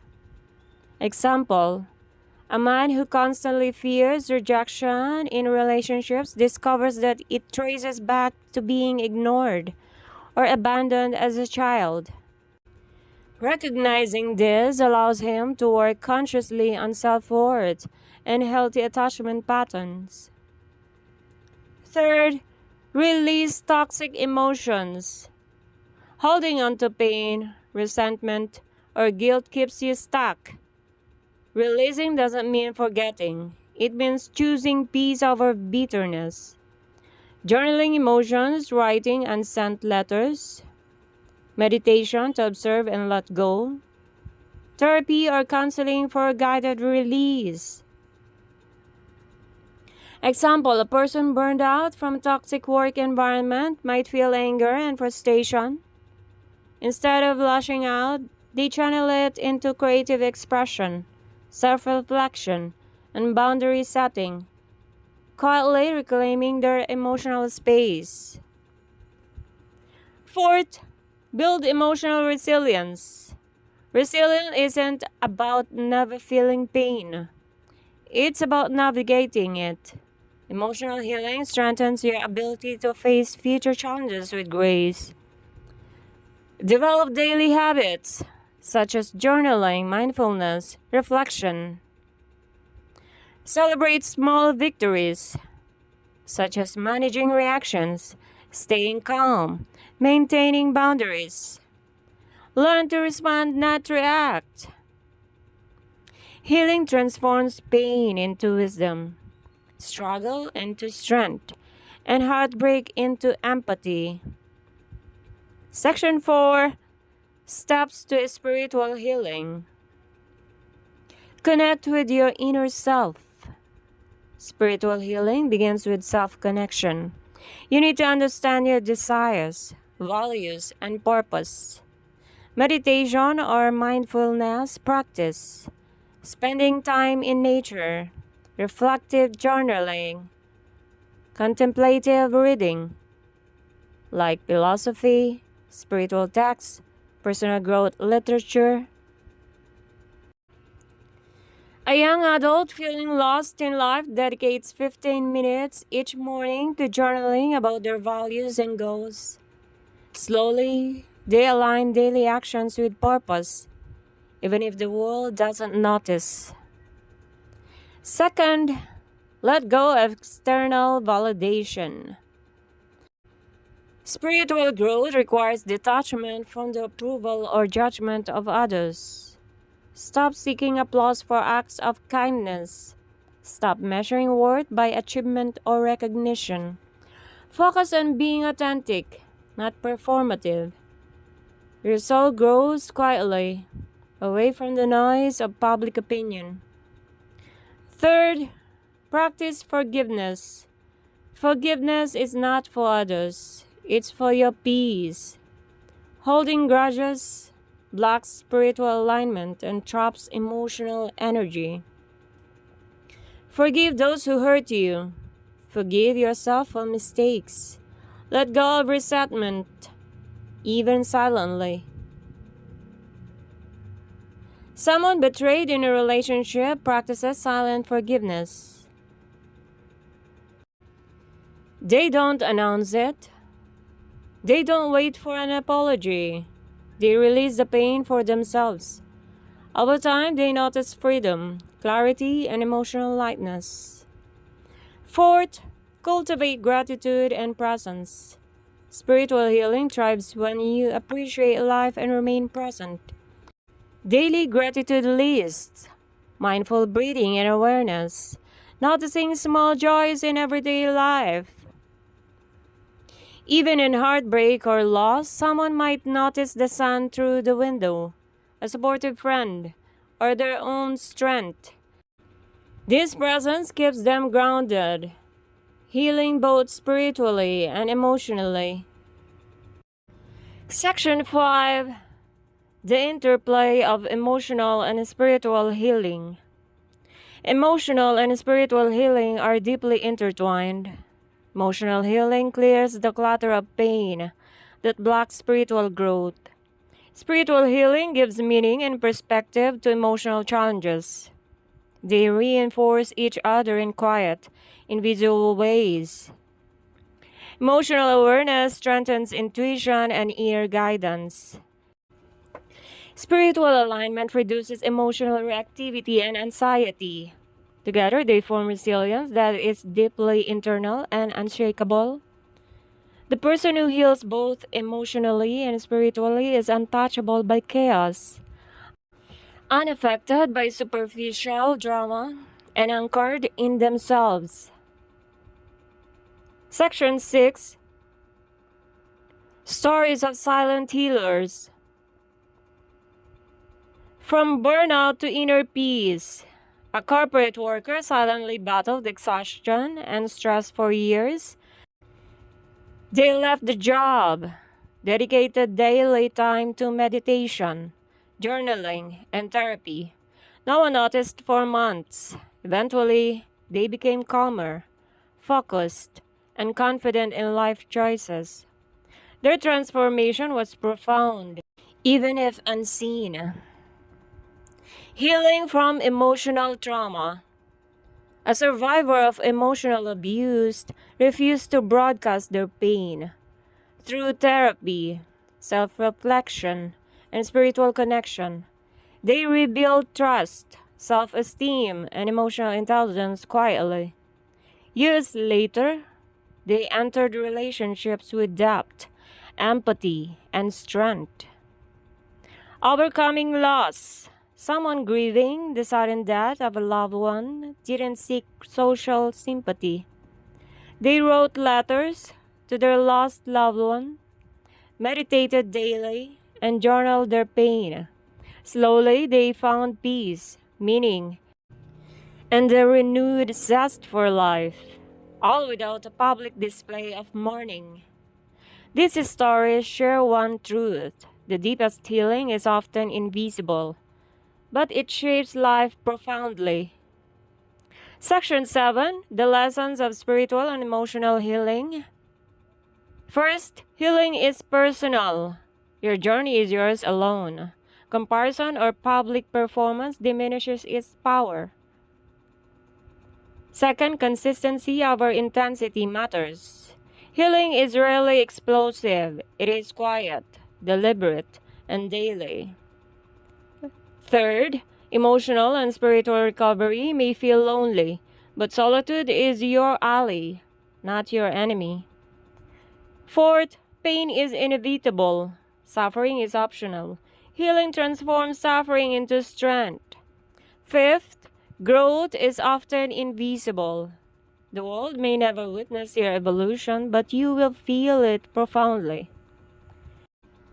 Healing silently doesn't make it less significant. It makes it eternal. Section 8: Practical tips to heal quietly. Dedicate daily reflection time, 10 to 30 minutes to assess feelings, thoughts, and spiritual alignment. Journal both your emotions and insights. This creates a roadmap of progress. Practice mindfulness or meditation. Observe your thoughts without judgment. Establish boundaries. Reduce toxic inputs that disrupt your growth. Engage in rituals that resonate. Prayer, affirmations, yoga, nature walks. Avoid performing your healing for others. Keep it sacred and private. Section 9: The power of healing they won't see but will feel. Healing privately allows you to reclaim your inner peace, build resilience against external chaos, strengthen emotional intelligence, align with your true purpose, enter relationships from a place of wholeness, live life with depth, integrity, and intentionality. The journey may be invisible, but the effect is undeniable. Those who truly heal quietly are unshakable, grounded, and unstoppable. In closing, spiritual and emotional healing isn't glamorous. It doesn't need recognition. It doesn't seek applause. It is quiet. It is subtle.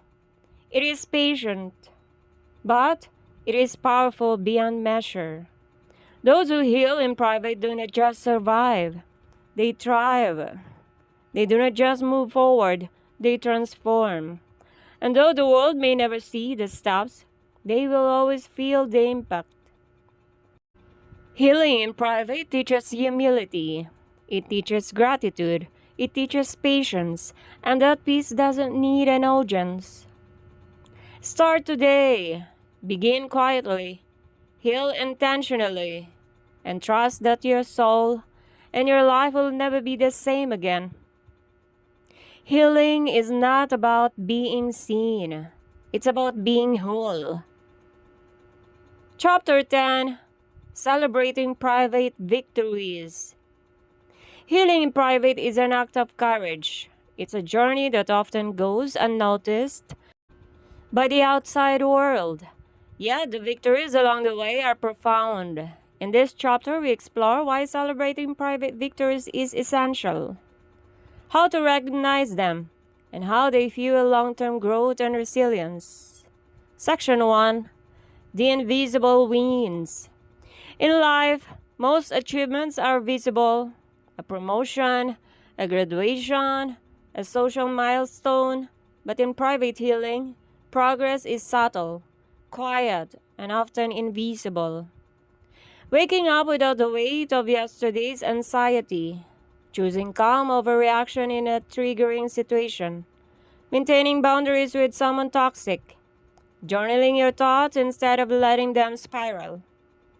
These are victories, but they often go unnoticed by others. And that's the beauty of private healing. The growth is for you, not for validation. Think about the small wins you have this week. Moments when you chose peace over chaos, self-respect over approval, action over procrastination. These victories are invisible to the world, but they are monumental for your soul. Section 2: Why celebrating private victories matters. Many people underestimate the power of acknowledgement. Even when it comes from themselves, celebrating private victories reinforces positive change. Every time you recognize your progress, no matter how small, you strengthen the habit that led to it. The brain thrives on reinforcement. This internal acknowledgement fuels future action, builds self-worth. When your sense of achievement is not tied to applause or likes, your self-esteem becomes independent of external validation. You learn that you are enough, even if no one else notices. Maintains motivation during silence. Healing privately can feel lonely without public recognition. It's easy to feel that your effort is wasted. Celebrating private victories reminds you your effort matters, even if unseen. Fosters patience and presence. Private victories teach us to focus on process rather than outcome. You stop rushing for recognition and start valuing every step of your journey. A person recovering from burnout may spend weeks implementing small daily routines, going to bed early, journaling, meditating. No one sees the effort. Yet, after 2 months, they feel more centered, energetic, and resilient. Recognizing this internal shift keeps them committed, even when no one else notices. Section 3: How to recognize your private wins. Recognizing your private victories starts with awareness. Most people overlook them because they are subtle.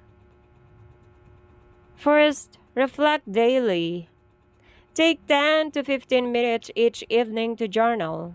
What did I do today that moved me closer to healing? Did I respond with patience instead of anger?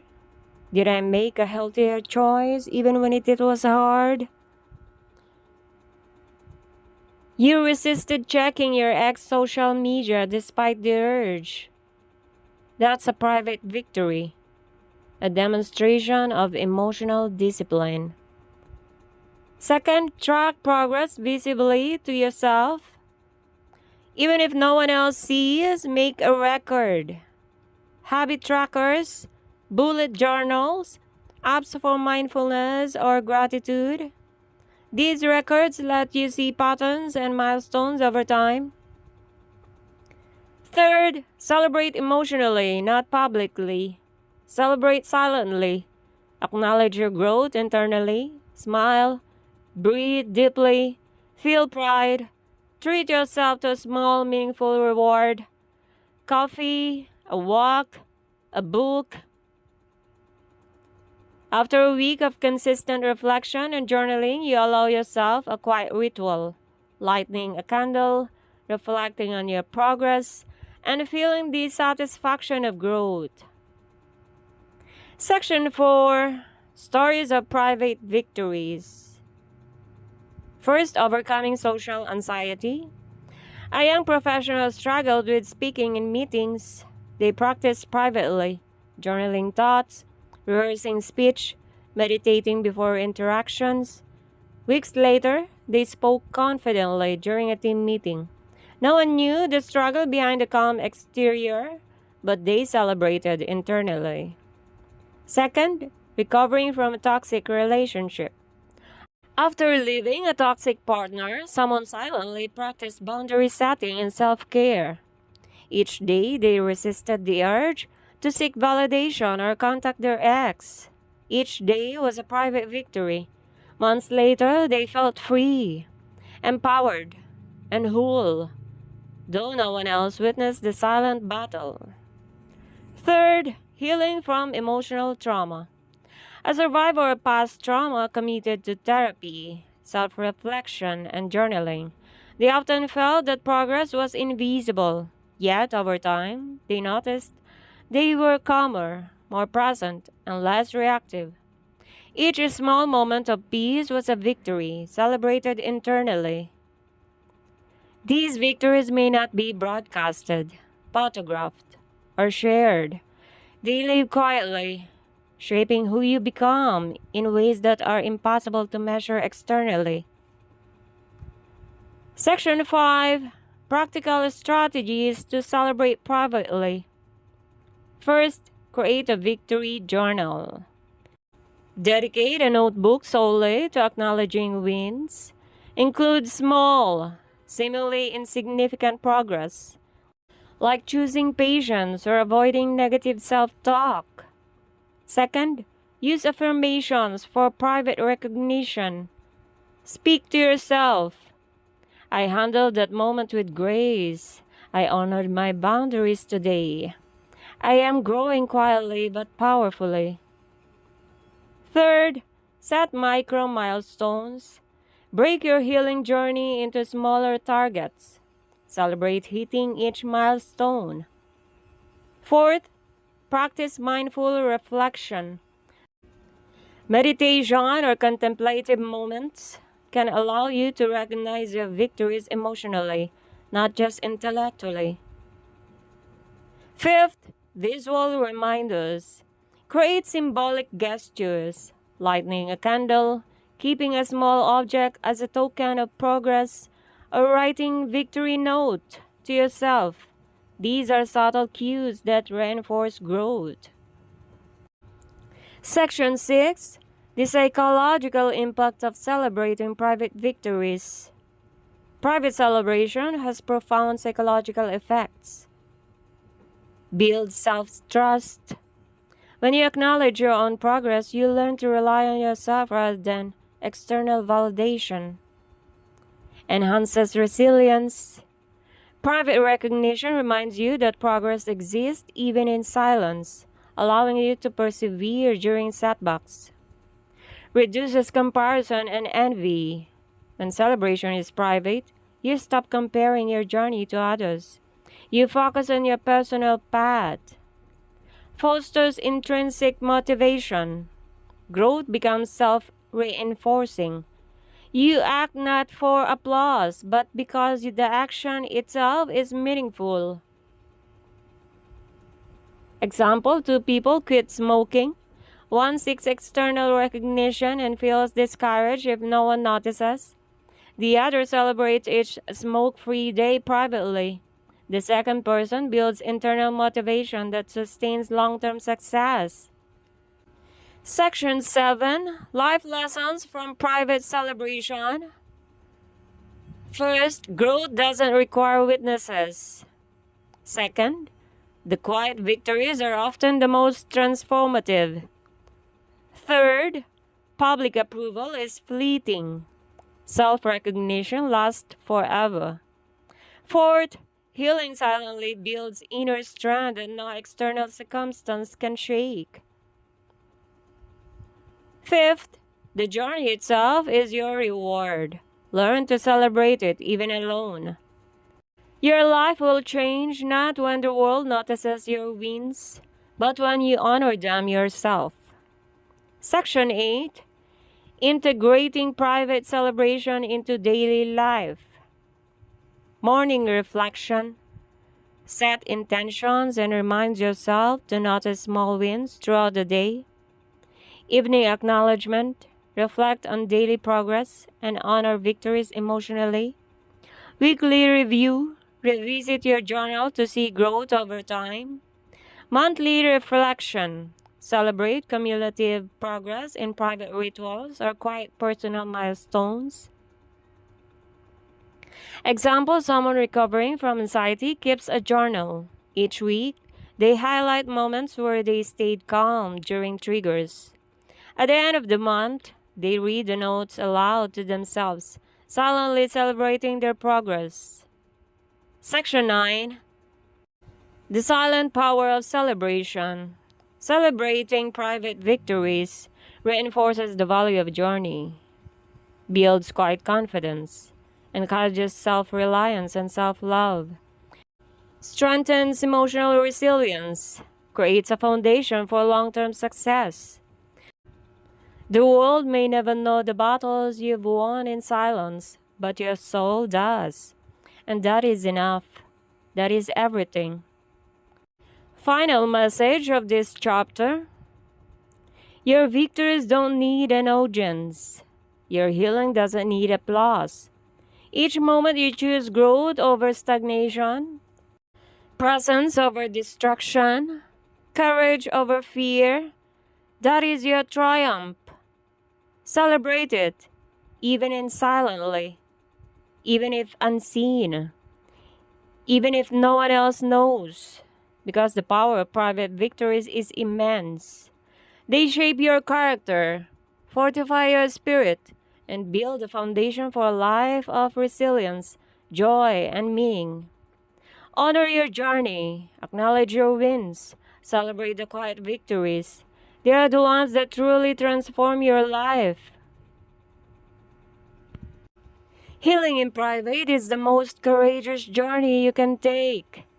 The path is lonely, often misunderstood, but it is the path that leads to true peace, strength, and freedom. They may never see your tears, your effort, or your nights of struggle, but they will feel the change in your presence, your energy, your aura. So fight quietly, grow silently, heal fiercely, and remember, the best transformation are the ones no one sees, but everyone feels. Heal in private, grow in silence, shine undeniably. Alright, if you had fun listening to this video, make sure to hit the subscribe button and the like button as well as the bell button for you to get notified whenever I posted a new video. And also share the good vibes. And don't forget to drop a comment what are your thoughts about this topic and what are your biggest takeaways from tuning in to this channel. And lastly, what do you want to talk about next? Drop it in the comment box below. Thank you and see you in our next video. Bye-bye.